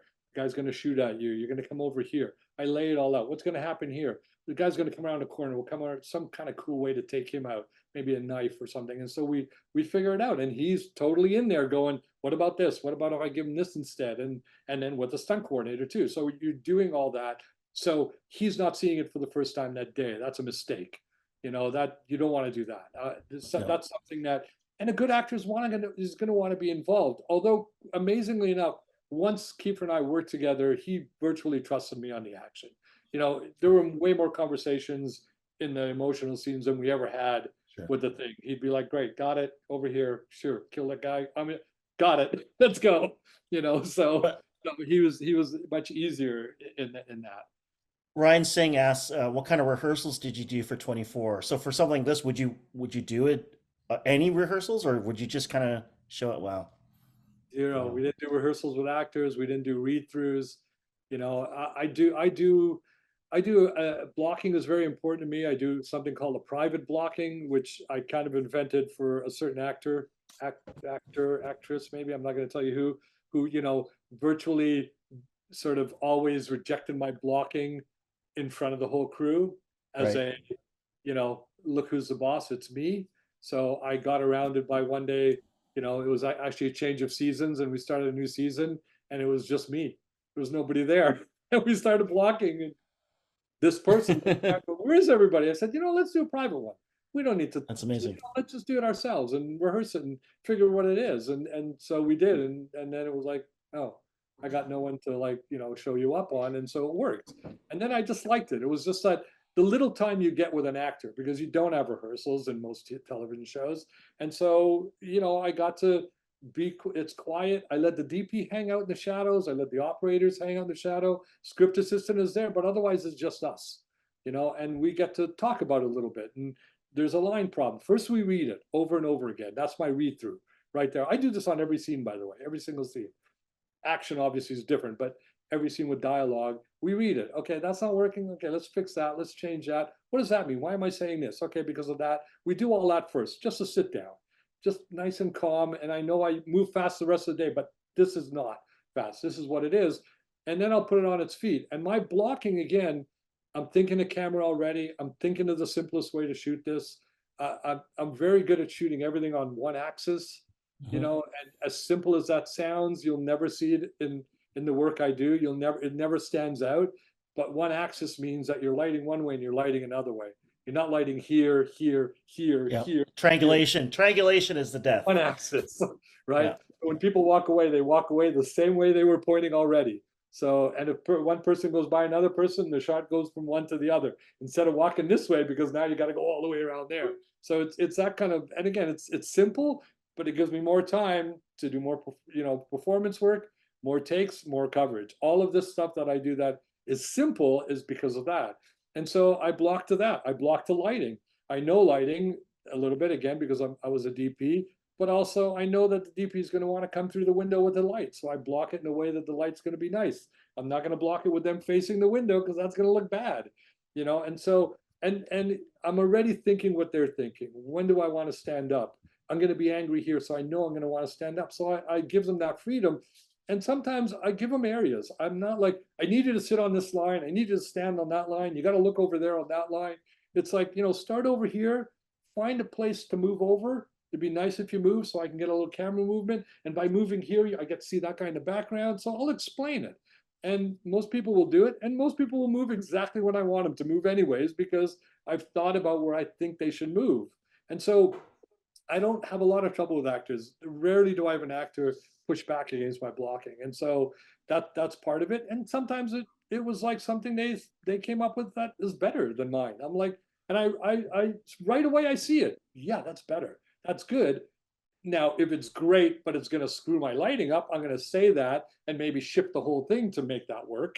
But it's all a give and take between the actors. And, when you become the producer director and you're there all the time, it's kind of like making a movie. That's the plus for me as a producer director, as opposed to when I'm going in to do my first FBI and I don't know anybody. Although I Right. didn't know one of the actors because I helped him get started. But still, you're still the guy that's like, wait, who are you? We've done Right. 3 seasons of this. We've done 65 episodes, and you're going to come and tell me what you want me to do, but I still do because that's my job. That's my job, and I have to get that. And quite honestly, 9 out of 10 of those actors, almost 10 out of 10 are happy that you know what you want. That's more important to them than just do whatever you want here. Just do whatever Right. you want. Nobody wants to Yeah. hear. No actor wants to hear, do whatever you want. They need you to have a plan. This is what I think. This is where I want you to go. And if you want to change it, let's talk about it and let's talk why and all of that. And I let all that happen. Then before they go, here comes the crew. The crew comes in, every one of them, all the departments, so they can see it. We run it again. We put the marks down. Off they Marks go. down. Here come Yeah. the stand-ins. And then I work with the stand-ins. And anybody that's ever stood in for my shows will tell you that I'm a bit mean that way. Not mean, but stand-in to me is a real position. It's Yeah. not. It's You're real not just work. an It's expert hard. just standing there. You need to see what they're doing. You need to see how fast they're doing it. You need to You need know to know what the script. pick up the phone. You got to know the Yeah. script.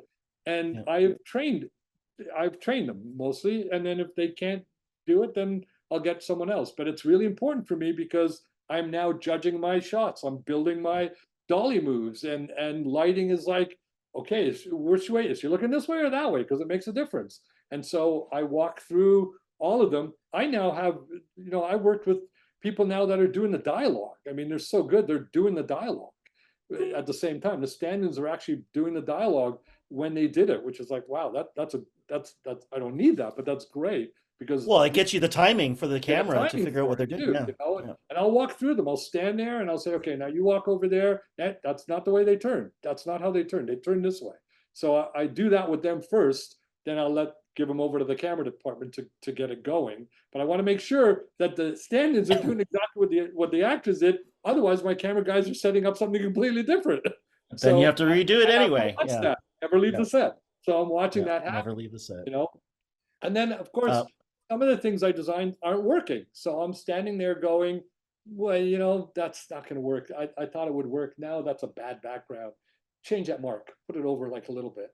And then the actors will come in and I'll tell them, look, I moved your mark like a foot. I'm not going to change the whole blocking on them. I moved it a foot. It's a better background. So just so you know, just so they don't feel like, yeah. they're Out out of of the box. courtesy. Yeah. So all of that. And you're doing that, 30 times a day.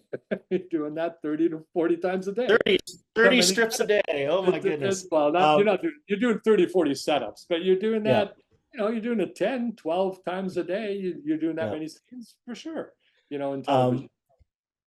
this next part, and Julian, get ready for the Forsaken clip. This next part of our journey, I would like to call Jon, why now, why you? This is something you've said over the course of your career to young filmmakers. Why are you supposed to tell the story, and why do you need to tell it now? And I bring this up with Forsaken because we do have a lot of indie directors on this Zoom right now, like phenomenally talented directors that have done, sometimes more than one film, like several films. Um, and some of them want to get into television, um, partly to pay for our very incredibly expensive independent film habit, which is just really expensive. But you did something really unique where you came from very successful TV, which I can only imagine you did quite well with in terms of your career and keeping the lights on. But you came back to do Forsaken because I would imagine as a small child, and maybe Kiefer as a small child, always wanted to make a Western. But why then, and why you? You want to do the clip first, or want me to answer that first? I'll answer it first. Yeah, why don't you answer? Because the clip I want to Yeah, get into yeah, yeah. it'll set it up. Well, first of all, look, I don't care who you are. Who doesn't want to make a movie? Who doesn't want to have a movie on a big screen? Everyone does. I mean, even if you're doing rock videos, you want to make a movie. Everybody wants to make a movie, and and I worked on movies. I worked on some features, not huge features, but I worked on a few that were with Nicolas Cage in them and stuff. And I I worked saw on Cutting Edge in Hamilton. American Cutting Edge, and I did Cutting Yeah. Edge, which is a cult favorite for a lot of people. So I worked on those, and I wanted to do one of those. And I'm not sure if I have that burning sensation anymore because I did one, and then I did a Sony picture too. So I did a studio picture, which was really kind of cool. Cutting, did 11 weeks of cutting at the studio, Sony studio. So all of that was kind of neat to do. So everybody wants to do one, And it was just Kiefer and I talking about what we loved in movies. And, some modern Westerns would come out. We'd talk about them, how much we love them. And we always talked about doing that. And he always talked about doing a movie with his dad. Because I think it was in two, maybe, that they were both in it, but they never had scenes together. Right. They just happened to both be in the same film. And so, why wouldn't he want to do it? I mean, that's Donald Sutherland you're talking about. And so he just wanted to do it. And I think part of it, he wanted to kind of prove to his dad, you know, here's who I am. This Right. is who you are. This is who I am. I think that's part of it. Wow. And I got a funny feeling. I never talked to Donald personally about it, but he wanted to do it too. And he'd come up to me sometimes. It was so funny. He'd look at me, he goes, he's really good. I said, yeah, I know, you know. And You so should say that to your son. Your that son was probably wants to hear that. a good thing to say to your son, but thanks for telling me. It's great. I know that. That's why I'm here. So that's where it came about. And then virtually, he came up with a story with Brad. I think Brad probably came up Brad with it, our Merman. writer, Yep. and it became kind of a passion project. And we shot it in Canada. We shot it in Calgary.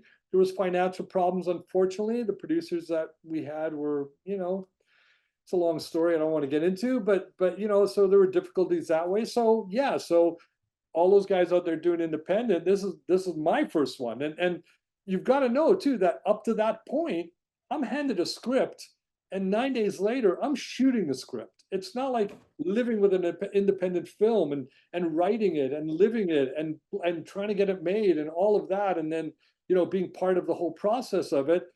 This is my first time. I've never done that. I mean, that's not true. I did the final goal, but the final goal was like a freebie. It's its own, its own thing. Yeah. It's like Everyone got to Najar. do, Najar had some I was money. an operator that got to direct. The first assistant Right. got to operate. The loader Ira got to first Cohen. assistant. Like everyone got a bump up. The second Yeah. AD got to AD. It was like Yeah. it was kind of college in a way. Everyone got to try what their next job was going to be, and that's the way we built it. No one got paid. We all worked on it for nothing, and so it was one of those. This was my first legitimate sort of picture for me, and Right. so yeah, I had to deal with all that. I knew the budget crunch. I knew there was a lot of stuff happening behind the scenes that I tried to separate myself and the actors from. The movie that I made, that I cut, was almost 3 hours long. The movie that you saw was an hour and a half. So Yep. there's virtually another hour and a half of that movie that Right. nobody saw. There's a whole storyline that disappeared. So that's part of the process too. The And it's not on the the shelf. the, It the sat Kevin on Costner cut. 2 years. It sat there unedited for 2 years Right. until Kiefer got the Yep. money together, and he was a big part of keeping it alive. And so, and then at the end of it, I'm very proud of it. I think it's a good film. It's an old fashioned Western. That was the biggest critique. It's like, oh, it's such an old fashioned Western. I'm like, yeah, what's wrong with that? That was the best Westerns. It doesn't have all the fancy shots. It's not Tarantino Western. It's just your basic 1950s, 60s Western that I grew up with, that I loved. And it just told a very simple story. And Well, I'm very proud. it's also influenced because we know that it's a father son. It's a real life father and son. So you talk about Kiefer's process of being at 110% and not letting anything back. But that scene, I mean, you can only do that so many times before they're probably useless in that. So how do you approach this scene with them, knowing that it has to get to that point? Well, there's a few things in scenes like that for me is multiple cameras right away. So, I think we were doing that 50-50 at the same time we were doing one of the pieces of coverage. I didn't do it in this scene, but sometimes I will look at the DP and say, please give me this at the same time. Yeah, Give me cross this shoot. at the same time. There's First of all, there's a technical reason sometimes. There's a person doing a lot of stuff with their hands. There's a lot of physicality. I'll never match that unless I have it together. So that's part of it. This is the kind of scene that I had, again, it's a small movie, it's a 30-day movie, but it's not an 8-day television show. So there is more time. I had a great director of photography, Rennie Ohashi was my DP. So there's, more lighting time, but still he's pretty quick. And so this became about, we shot it during the day. We didn't shoot it at night, even though it's a night scene. So we get fresher. You're fresher. I don't want to be doing that at 2 in the morning. So we blacked out the window. So I put as many things forward. We do it first thing in the morning. I don't want to be doing it last in the day. That's important for me too. And It's key. it's not first up in the schedule. Mhm. The schedule with them, I tried to do it in continuity the best I could, because the story in the story is the same story of them working together. He comes from far away. They haven't been together for a while. Like the actors have never really been together.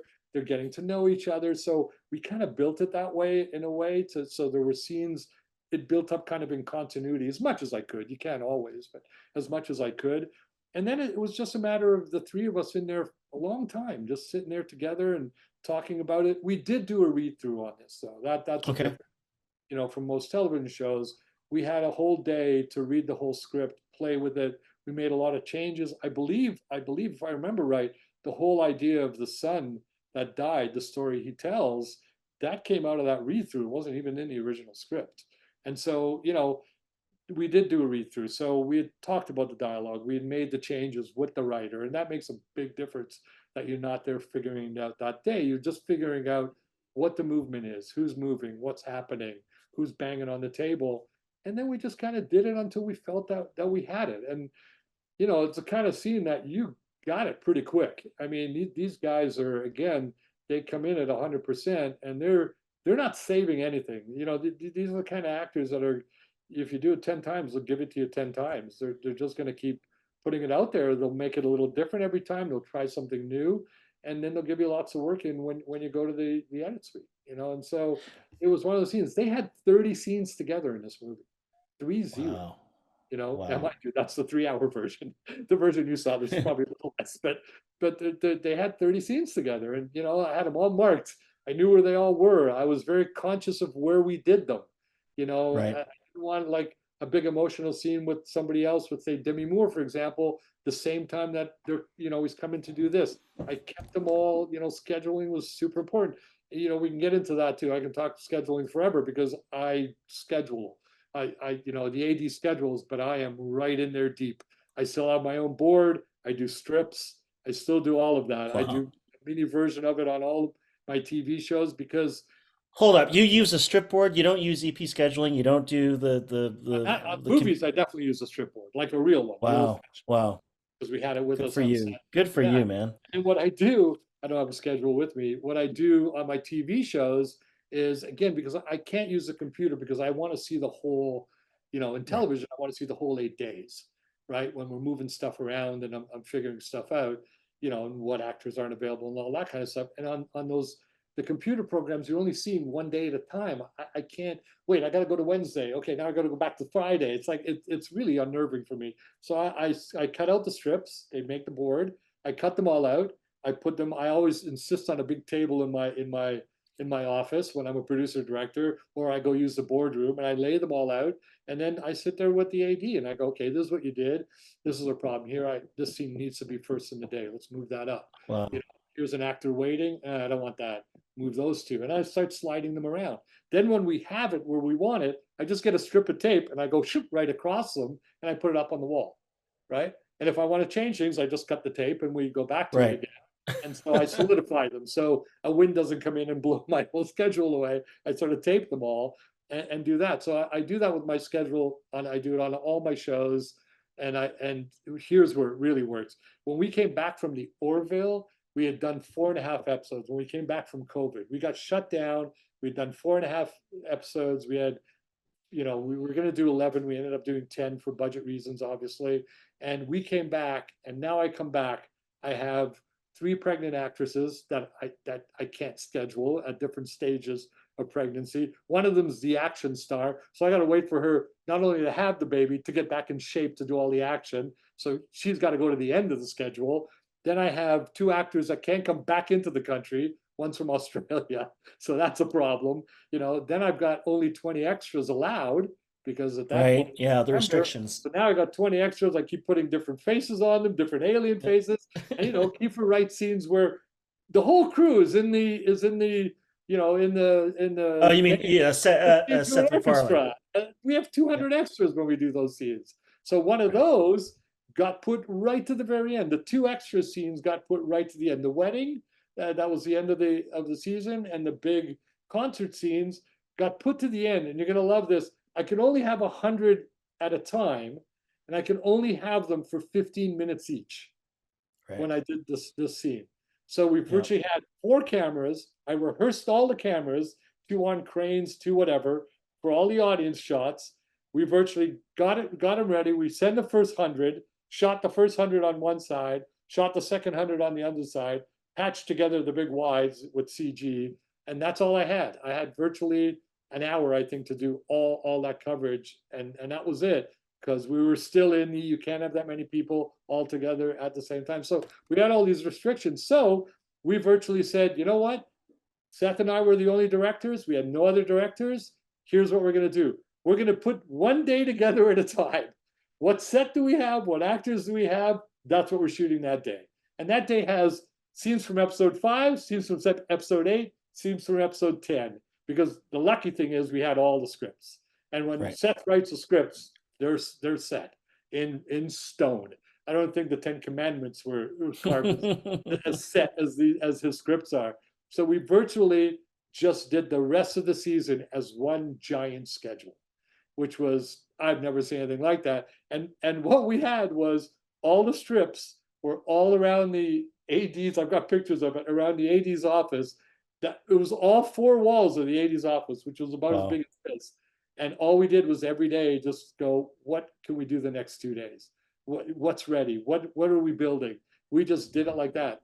He would we would do 4 episodes in a day, like 4 different scenes, and we had the children, the 2 boys grew a foot each from when we stopped COVID to when we came back. So we had scenes where they were, walking in one room at one height and coming out the hallway at another height. It was crazy. The wardrobe came and said, nobody's fitting in their wardrobe. Nobody. Other actors, they've all eaten too much. So it's like such a massive gap between, when we were doing the show. And we were like 2 months in, 4 months in, whatever it was to finish the season. And Seth looked at me at one point, he goes, I hope all of this makes sense. Makes sense. Yeah. Because we shot one scene before COVID. They walk out the door. We're shooting it 4 months later after COVID. It was nuts. And I said, it's going to make sense because your scripts make sense. And that's exactly what happened. Is that Yep. totally the scripts were right. We shot the scenes as the scenes. We didn't think about what was before and after. We just made the scenes work. And when it all got put together, I thought it looked pretty good, considering. But that's Seamless. where we did the script, where we Seamless. pull strips and go through the strips and go, he's available, that set's available, bring it over here, that's tomorrow. And that's how we put that show together, which was, unbelievable, and great work by the AD department, Joel, and all the people there. It was amazing. So you think like a editor, as an AD, as a camera operator, but one thing that I think a lot of actors will say to you is you're an actor's director. I'm actually friends with Aaron Poole, who played Frank Tillman in Forsaken, So and I great. just worked with him on Oh, on great. a show I did called The Trades. And I reached out to him because I was doing this masterclass, and he had scenes with heavyweights in your movie, right? Like Kiefer and Yeah, Donald, obviously, big but time. Demi Moore, Brian Cox, Michael Wincott. Yeah. Your cast was stacked, and this is what Aaron wrote to me to say to you, and this is the text he sent me. I rode horseback into set under a full moon the night I landed in Alberta. I was invited to do this by the Wrangler to experience a standing set town under a blackout in moonlight. It was one of the best moments of my life. I That bet. kind of gift, that kind of gift is empowered by a director's creative on a feature film to let me be a confident actor, physically taking space with the stars, even though I'm not one myself. His question to you, and he really did think it was a gift you gave him to be able to do that. His question to you is, to what extent do you consciously build a culture of professionals that will sort of trickle down and reap the benefits for the film in the end? And when you say professionals, just actors, you're talking about crew too. Crew and I think actors as well, but I mean, particularly for him, he felt empowered, which was probably important because he was sharing scenes with some of the like with Brian Cox, right? Well, I Um, mean, first of all, that's what you want to do with an actor like that. You want to empower him, and I do that with all my actors. I mean, I don't treat day players much differently than I treat my movie stars. I mean, quite honestly, I don't. their characters are just as important. And if you look at 24, 24 is a great example, and so is Forsaken, by the way. The supporting cast throughout, right down to the mayor, to the guy that works in the general store, all fantastic actors. But that's casting too. I mean, that's I pride myself in casting. I can see those guys. I cast all those small parts like that, and I did on 24, and they were my favorite actors. All of Glenn Morshower that played the Secret Service guy. He was like one of the best actors I've ever worked with because they bring a reality to the show. And the movie stars are movie stars, but they're great. I mean, we all know them, we see them. It's all those other people you put around them that start to make the thing feel real, whether it's a television show or a movie. And so a guy like Aaron, who is so talented right out of the Yeah, gate, so good. Yeah, and I have a nose for those guys. I just do. I see them in the room. I mean, I think we did real casting. I can't remember. Aaron would know, but before the Zoom thing is what I'm talking about. Before yeah. people actually came into the room, which I loved, by the way. And if I Mhm. ever have a choice, I will bring that back because this video casting is the most horrible thing ever invented. And so, they were all in the room. I got to meet them all. I got to talk to them. And that's just as important for me than just acting. I want to give them a note. I want to see if they adjust a note. And Aaron's character was really interesting because I have a trouble with bad guys being too mustache twirling. Sure. You need to have a sense of reality, and there's just great moments that Aaron pulls off. When Yeah, like David Winters Deadwood shoots him moments, down, yeah, when he shoots him 100%. down, he's just like, because he's this big tough gunfighter, and then Wincott walks in, he's like, okay, I'm out of here. It's like that moment is just so subtle, but it's so good. And so I love those actors, and I love actors. That's a big part of it. And so yeah, I kind of feel like I'm an actor's director mostly because I give them the space. I don't tell them what to do. I don't do a lot of that. I'll guide them this way a little bit. I'll guide them that way a little bit. If I feel like it's really against what we're doing in the script, I will say something. Get them But back on quite track. honestly, it's a little harder when you're doing television because you're working for somebody else kind of thing. This was not a problem. I can kind of do what I wanted in a way. When you're doing television, it's like they wrote that, they want to hear it. I've never really been on a show where it's like every word has to be the same. I've never been on that show. There are shows like that. I haven't been like that. Actually, that's not true. Orville's like that. Orville is pretty much every word is every word. And the actors know it. There's no confusion. They all know it. That's the game. That's what we do there. Nobody, pushes back at all.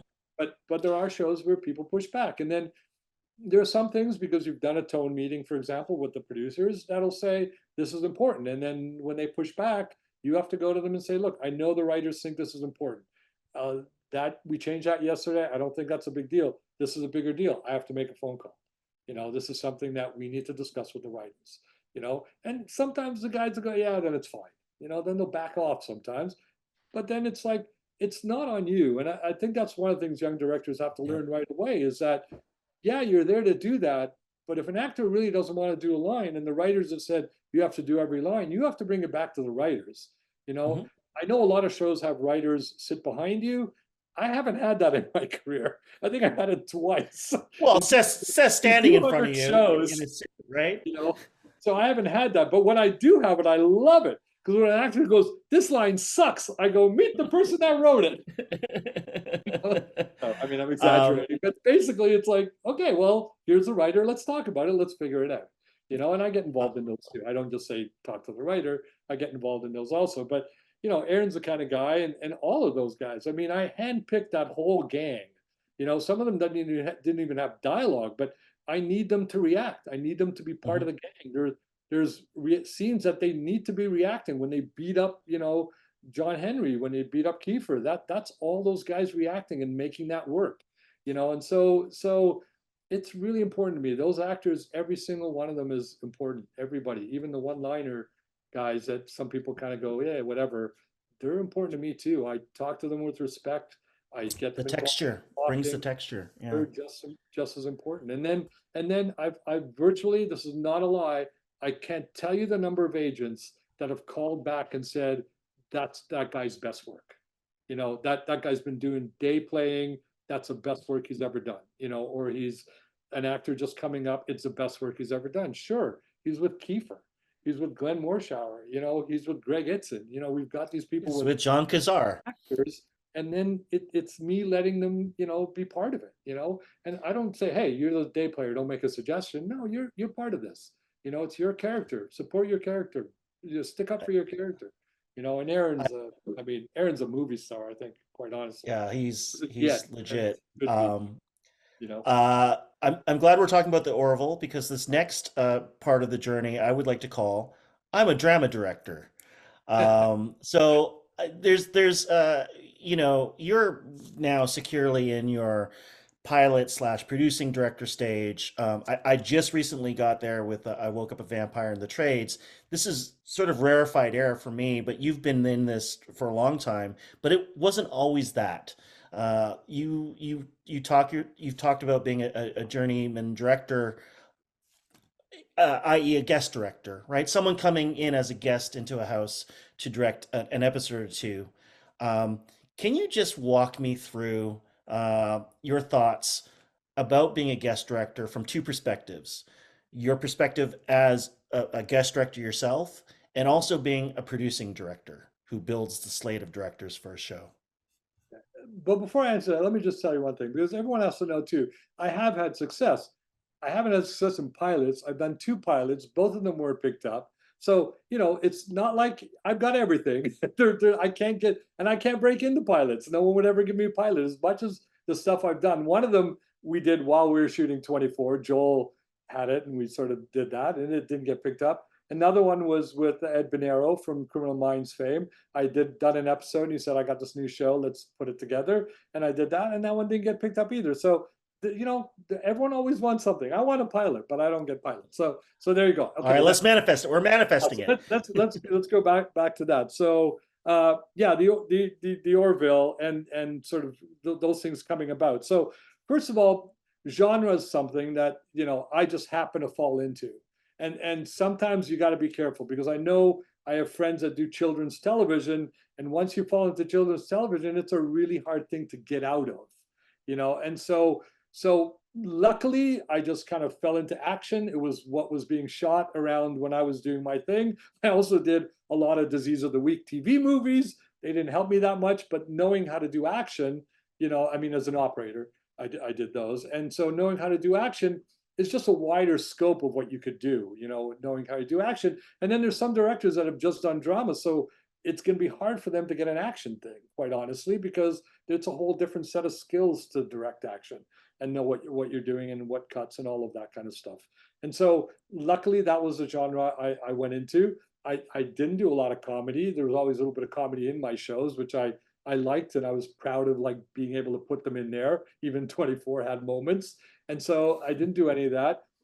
But I worked with Brandon Braga, who was one of the main writers on that. And he was doing his new show, The Orville, with Seth MacFarlane, who I didn't know. I knew him from Family Guy. And he called me one day and said, I want you to come in. I want you to meet the writers. I want you to meet Seth. I want you to watch us shooting a little bit, because we're thinking of you doing this show, for us. And then I go, yeah, that kind of, I'm like the torture guy, right? I'm the action torture guy. I'm not the comedy guy. I do drama. And he's like, yeah, I know, but we don't want comedy directors. I said, what are you talking about? He goes, we're not getting sitcom guys. We're not getting 1 hour comedy guys. We want full out drama directors, because we need to play all this seriously and let the jokes just be the jokes.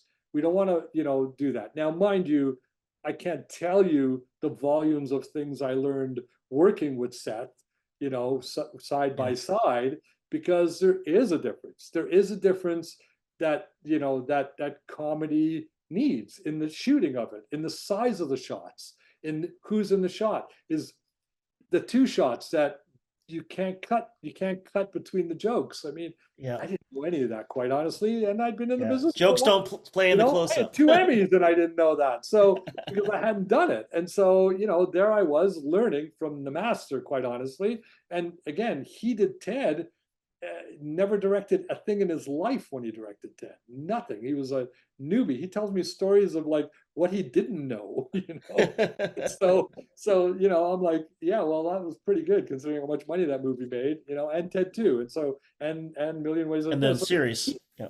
directing, and then he's a really good television director too. Very, very good. But but so there was something to learn, definitely something to learn. But it was really, again, it was what I was doing already. So now I have this huge sci-fi component, which I had a little bit of in, Kung Fu. We did a little bit, like some of the sci-fi shows I did. We did some of that. I did Terra Nova. Terra Nova, had lots of it, with that was really my first sort of big CG show. And so, I kind of knew that game. And again, if I didn't know it, I was watching all the behind the scenes of every sci-fi that I could find. Oh, that's how they did that. That's how you do that. That's how you do the cockpit. So I was learning all that. And a lot of it is kind of, just logical too, quite honestly, of how you shoot something. And so that then I went in and again, I did one episode right away. We hit it off. Seth and I hit it off. Again, I found a guy that was just trying to make a good show, my favorite kind, and he recognized that in me too.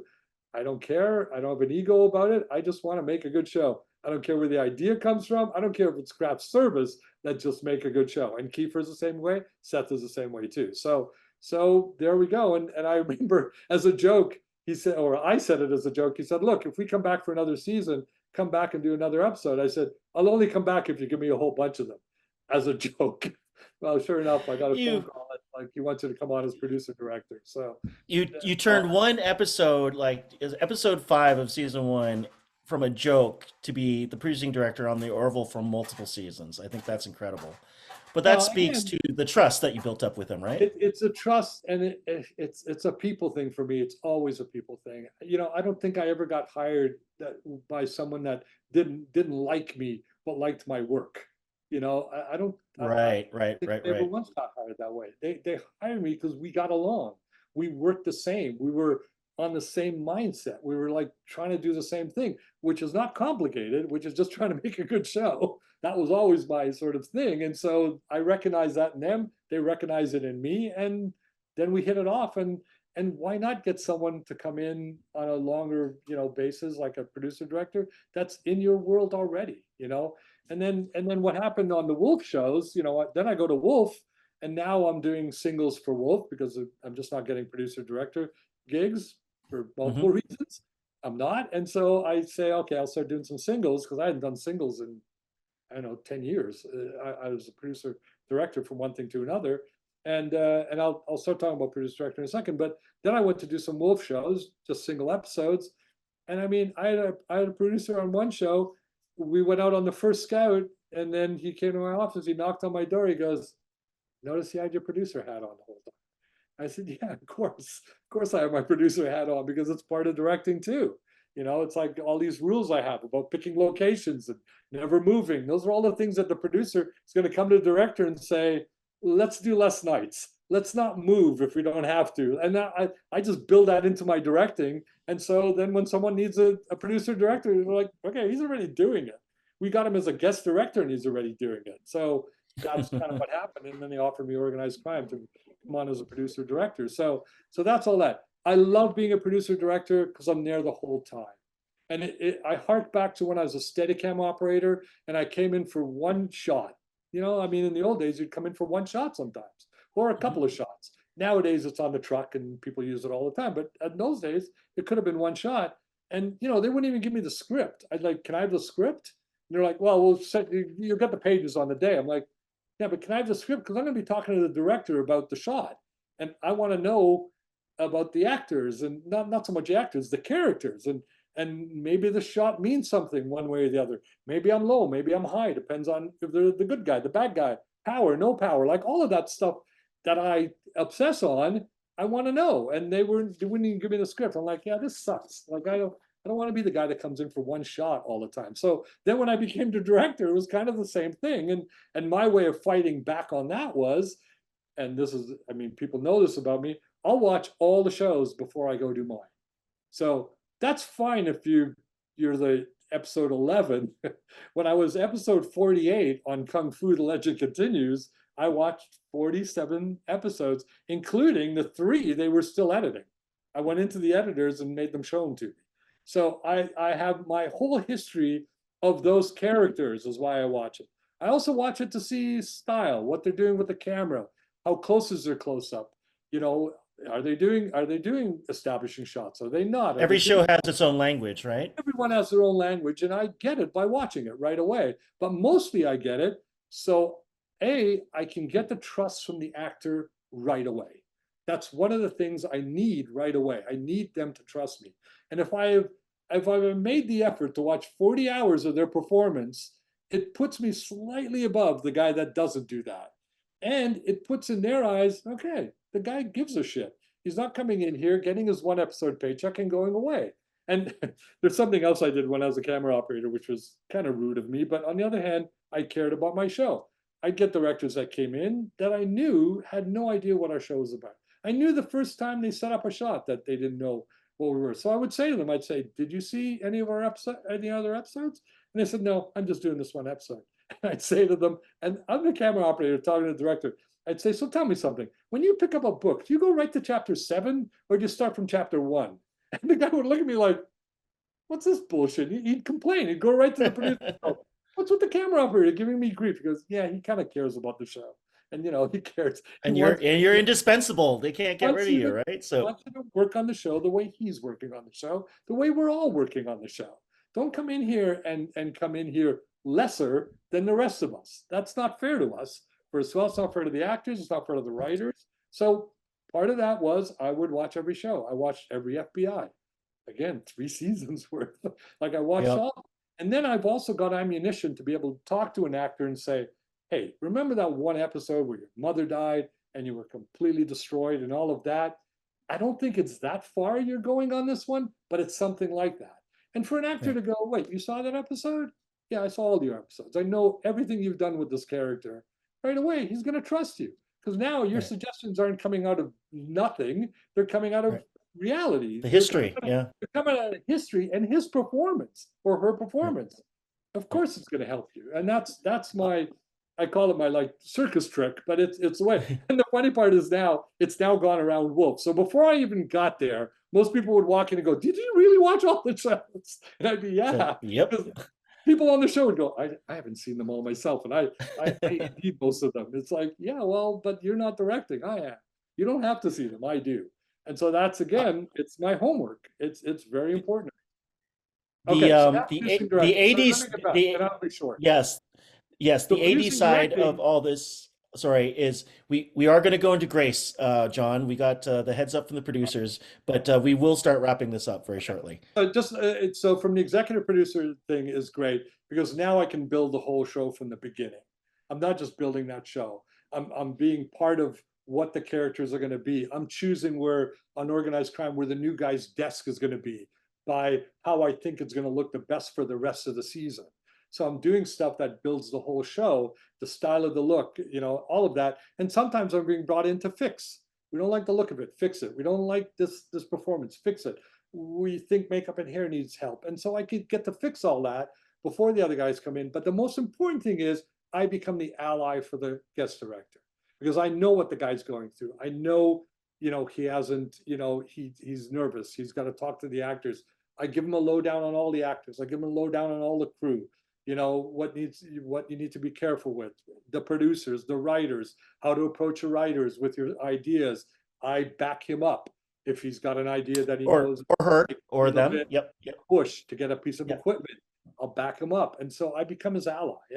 And all not all producer directors that work that way. I don't really know. I know a few because I've worked with them, but I haven't worked with a lot. But that's how I work.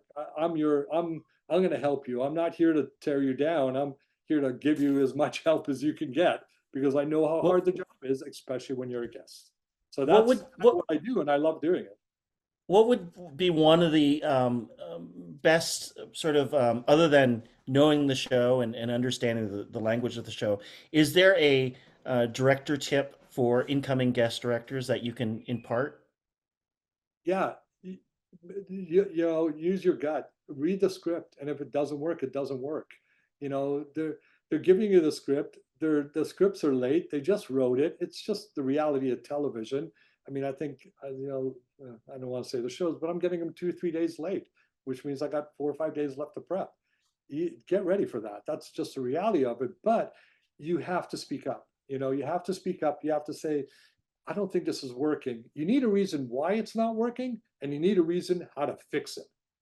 Don't go in and say this isn't working, because that you're not going to get anything when you go in and say this isn't working, because the writers, that script is done. They've pushed it out the door. They don't want to hear about it. They're working on the next one because that one's already 2 days late. So they don't want to hear about it. But if you come in and say this doesn't work, but you know what? We put this line over here, then it makes sense. And then he says this over here, this will work. They go, great, go talk to the script coordinator, put that in. I can still be working on these scripts over here. Come with I'm solutions and generalizing, suggestions. I'm Yeah, generalizing, but I'm just, that's my reality. That's what I've had in my 30 years of working on all kinds of shows. And so you have to have that, you have to have good instincts. And at the end of the day, look at the script and say, where's my story and how's the best way I can tell it? yes. And Elevate the script. elevate it. And Yeah, here's the one story that's really important to me that you have to know is that I was, I've got a decent career. I'm trying to help other guys. I had a guy that did kids shows, and I was like, try him on Kung Fu. He's going to be great. It wasn't even Kung Fu. It was another show. He's great. He's great. Try him. He tried him. I went to the producer. It was all done, set, done. I went to him. I said, good, right? Good. And he said, yeah. And then, I did my research, and he was on time. The actors all liked him. Everything was fine. And I said, so give him another one, right? Next year, give him another one. Like, I'm coming back, give him another one. He said, yeah, I don't think so. I said, why? Why? I talked to everybody. He said, he shot my script. I said, what do you mean you shot your script? I shoot your script. He goes, no, you don't. You never shoot my script. You always make it better. And he goes, and that's the directors I love. They're the ones that make it better. Because I know it went out of the gate. I would have loved to have another month writing it, but I didn't. And I need someone out there to make it that's better. why we have you. Yes, yeah. That's why we have Uh, you. And so that's don't just go in there and shoot the script. If it's not feeling right, then fix it. If the performance isn't right, it means you're taking chances. It means someone's going to come back one day, and it's happened to me a few times, not a lot, considering how many things I've changed and fixed. But it's come back to me, and I've got my back whipped basically. Par for the course, even on it's 24. it's And I think you know what, 5% out of the 100, out of 100 it pretty happened. good. 95% I fixed it. I'll take those odds. I'll take those odds That's a any pretty good day. baseball average for It's a sure. pretty good baseball Um, average. Now, mind you, hard uh, to do when you're first starting, but that's kind of what you have to do. And I did it right from the beginning. I am literally losing light, John, because there's no I power can at my see in-laws. you're I getting have very candles dramatic, out. actually. It's So getting very dramatic. we are very close. You have a bunch of pilot offers in the chat. So if you ever want to do a pilot, and if these amazing writers ever get their deal, you're on the list of getting the deal. Okay. So I have cognizant of the questions and the Q&A. Unfortunately, like I thought this was going to happen, we started up, and it's hard to stop, John. You're a Sorry. font of It's inspiration. long But period. I want to finish with this last part, and I'd like to call this part, you are an architect. You are an architect, aren't you? You became, through the journey of film and your love of film, that thing that you wanted as a child, which is to build stories brick by narrative brick, right? And I consider the best sort of filmmakers as architects of stories, because they bring in all the raw materials and they have to do it in a sequence in such a way that it makes sense for someone to go into a building and it doesn't fall down and kill them, and it's beautiful and it has all these different things. So if you could travel back to your young self, looking at going, well, one day I want to be an architect, I think you've achieved that. And part It's of so that eloquent. I'm is, impressed. I'm well, impressed. one of the things that you have architected for me, and you were so lovely to share this, is sort of a, a, a, a, a list of directing rules. And Uh, the we rules. were talking in the preamble about, it would be kind of fun if I did a speed round with you, Okay, it'll where be I say tough. something and you react almost like I a virtually game just show. wrote them down this afternoon. It's not like I had them on I paper love and it. them all And you the know time. what? I put a I've couple of my realized own in. I've I put a realized couple of I've my got a own set of rules that I've just always kind of do. So I'll be I next.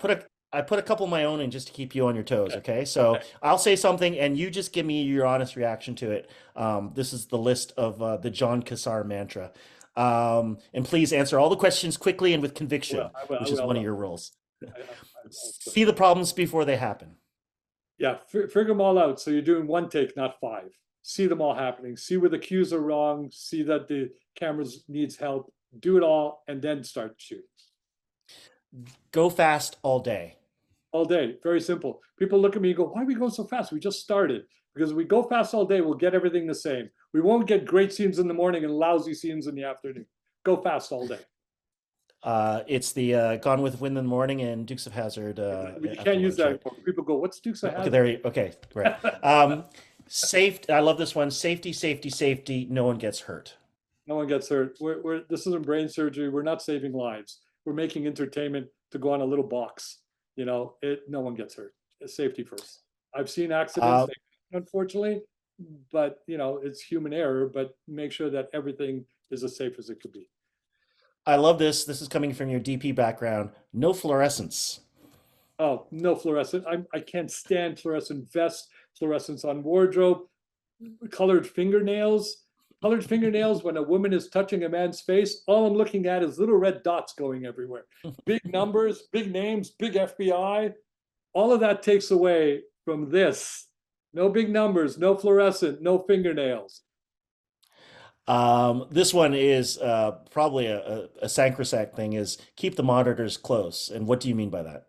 I want to be near the actors, and Yeah. so if they put them far away, which I fight all the time, every show I'm on, like wardrobe doesn't need to be close. I need to be close, and they put it really far away sometimes because there's a lot of chairs. That's why they do it. Then I take the little mini ones and I'm with the actors because I talk to my actors after every single take, and I don't want to have to like fight through a bunch of people to get there. And I definitely don't scream from the monitors. So keep the monitors right beside the actors. You go in and you can give Yeah. adjustments like a And I can human. also watch, I can see their faces Yeah. off.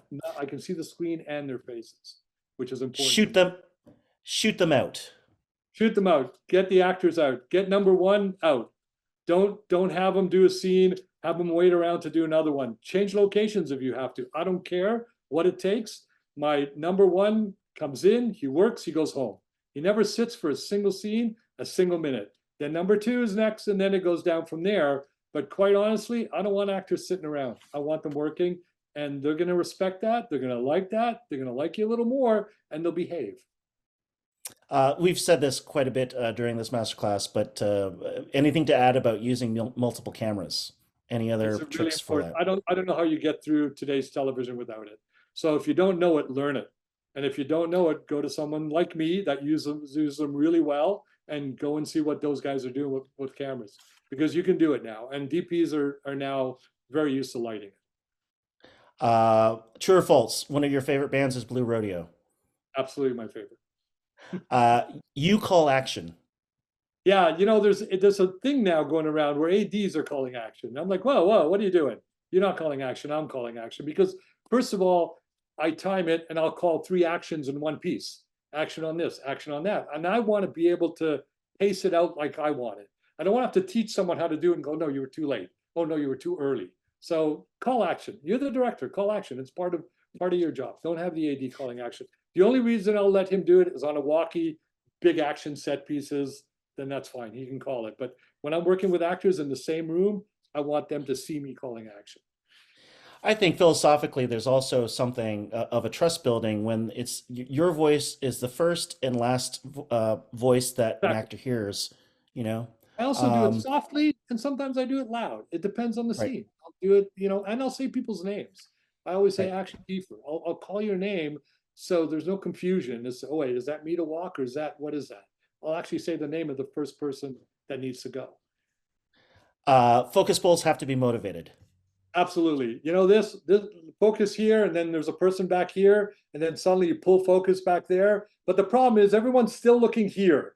So this face goes to mush, and then you look over to that guy over there, and you go, oh, the focus is over there. All it takes is for you to tell the actor at the end of the line, do this. Just do a little look like that. That little look throws it over completely invisibly. I can't tell you how many big movies I still watch where I'm looking at this side of the screen and the face goes to mush and I go, oh, they're over here. That's very disturbing. So it's got to be motivated. First thing I tell my Uh, focus workers. And then And this is I've worked with actors, and actors have said, "What are you talking about?" And I teach it to them, and they, "Oh, right. okay, you know." This is part of it, but everything has headroom. It's linked, I Everything has think. headroom. So Yeah, see yeah, the headroom I've got right now? See the perfect sort of headroom that I've designed in my own Zoom? Well, if I'm a car, it's the same thing. If I've got a shot of a car, you don't want the hood to be like this because it looks lousy. You want it to be like this, right? And so same with a tire. If you're framing up a car and you cut the tires off, that's like cutting someone's ankles off. It's the same thing. Same with a house. You don't want to cut the roof off. Everything's got headroom. And I've worked with some great operators. I'm like, dude, the house has headroom, just like a person. Oh, yeah, okay. 100%. I've been It's a fighting weird this. one.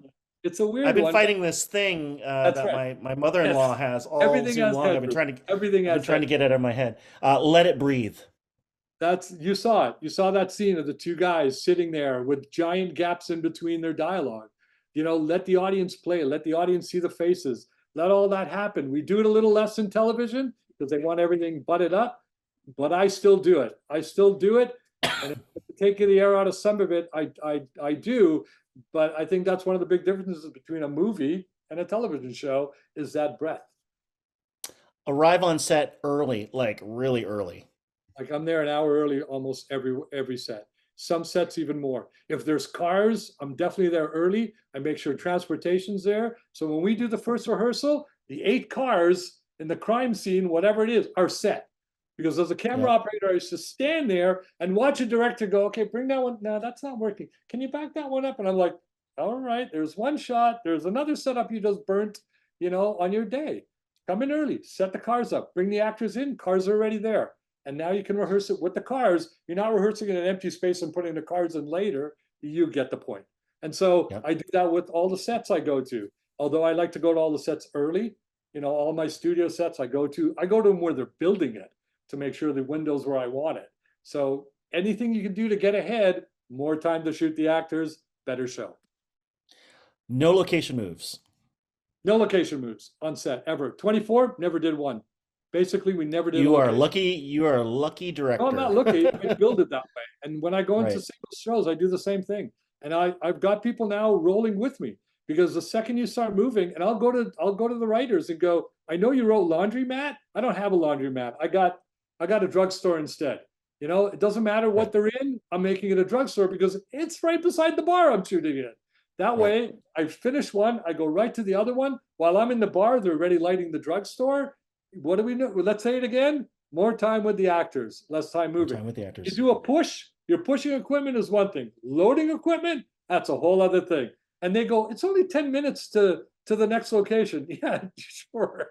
It's 10 minutes. What little world do you live in? It's Nothing's just 10 load the minutes. trucks. Because believe me, the truck's now empty. Nothing's in the truck.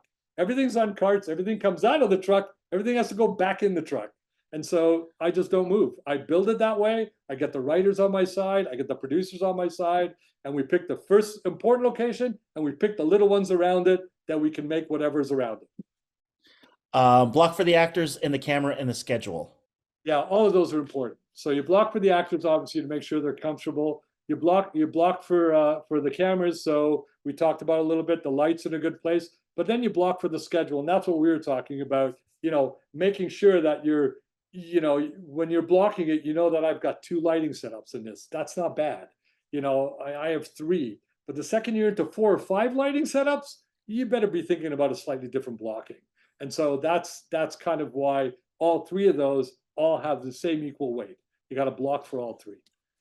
I'm editing this list because we do have to wrap it up. Come There's on, a give me the couple of rain great one. ones. Give me the rain one. Yes, any kind of water for TV, it's time consuming. Anything.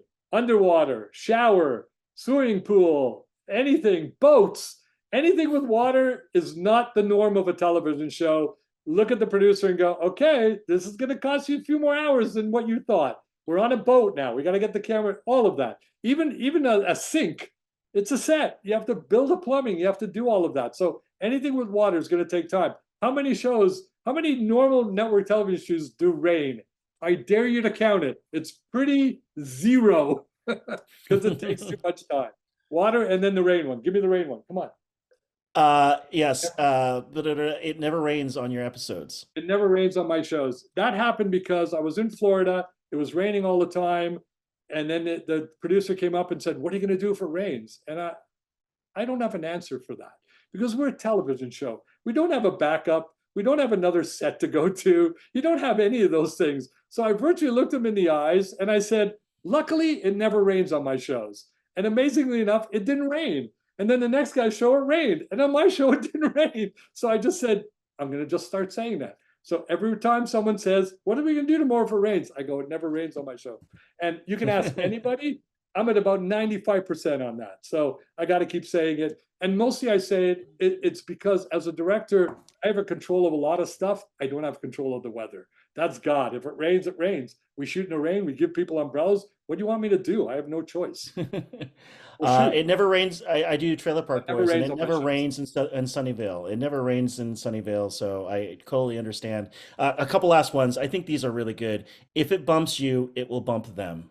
Yeah, that's exactly what we just talked about. If it bumps me in the script, and that's how I go to a writer, and a writer doesn't get doesn't get upset if you say this bumped me a little, as opposed to saying this doesn't work. This is lousy. I mean, it bumped me. I'm reading it. I got to that part. I kind of went, oh, that's odd. So if it bumps me, the audience is going to do the same thing. They're going to say, wait, why did he say that? That doesn't make sense. So that's how I go. That if it bumps me, I go to the writers and go, this bumped me. And know when to quit. Know when to quit. I mean, know when to quit is not the business, although that's probably true too. But know when to quit. I mean, when you've got something going wrong and it's not working, just bail. Yeah, yeah. Just bail. You've got this really cool shot, but you're on take 15. You're not going to get it. I mean, I'll never get that far. I'll get to take four. If I'm not getting it, I bail. I'll bail, or I'll do a mini quit where I'm like, okay, that's not working. This part of this shot's not working. Let's do this. Good. Cut. Let's come over here and let's get this last part here. Now we're good. Fix it. Make it work. Don't sit there and do it over and over and over again because you're screwing your next scene. You're screwing your next shot. So know when to walk away. And same with writing. Pitch something, know when to quit. Don't be the guy that just keeps insisting, insisting, insisting. Joel Sawyer now used to tell me when I pitched something and all the writers were telling me the opposite, that they didn't like it and whatever it was, he'd stop me and go, "Hey, John, when someone tells you you're drunk, you're drunk. So believe them." That's what it was. Someone tells you it's not working, it's not working. Your idea is not You're working. Walk away. yeah. The So 12 no's will become a yes suddenly. that's exactly it. Um, and the last one I want to leave with, which I think is wonderful, is never stop learning. Never stop learning. Never, never, never, never, never. I still watch all the behind the scenes on everything that I can get my hands on. I love listening to podcasts about directors and what they do. I'm learning on set. I'll watch a guest director do something and I go, that's cool. What's that? Oh, okay. In my head, got that one. DP, same thing. What do you do with that light? That's cool with that light. I like what that look is. Now I'll be on another show going, hey, we got him in the car. You know what the last guy did? He put a light right here. It was so cool. So you never stop learning, ever. And if there's courses to take them. Um, I'm in double meal penalty and past my grace, but it was a I'm in LA, fascinating so we still have light conver here. it's great. It's a fascinating conversation we had, John. I really appreciate the Thank you. That time you was fun. took. It was a lot of fun. I hope you had a captive audience of many DGC members and a lot of people from the public and schools. And this will live on the director's podcasts and the Masterclass YouTube channel. But just thank you so much. And it's great that you're able to find the time to talk to us at DGC And if National. you're out there and if you want it, keep going. Keep going. If a guy like me can make it, anyone can make it. I really believe Uh, that. I absolutely agree that the story you tell, the journey that you took, is such a prototype for so many of us to go, hey, you figured out the way from Algonquin College to the Emmys. You figured out that path, and it's pretty inspiring. So, thank you for that. And I haven't figured out before the my pilot yet. I haven't figured out the pilot yet, though, so I'm still learning. Before my power goes out, I wish you well and I say good night to everybody And and thank you all. thanks for Over everyone and giving your time. That's really great. And 140, I'm on 150 social, so people. contact me on social. Let's talk.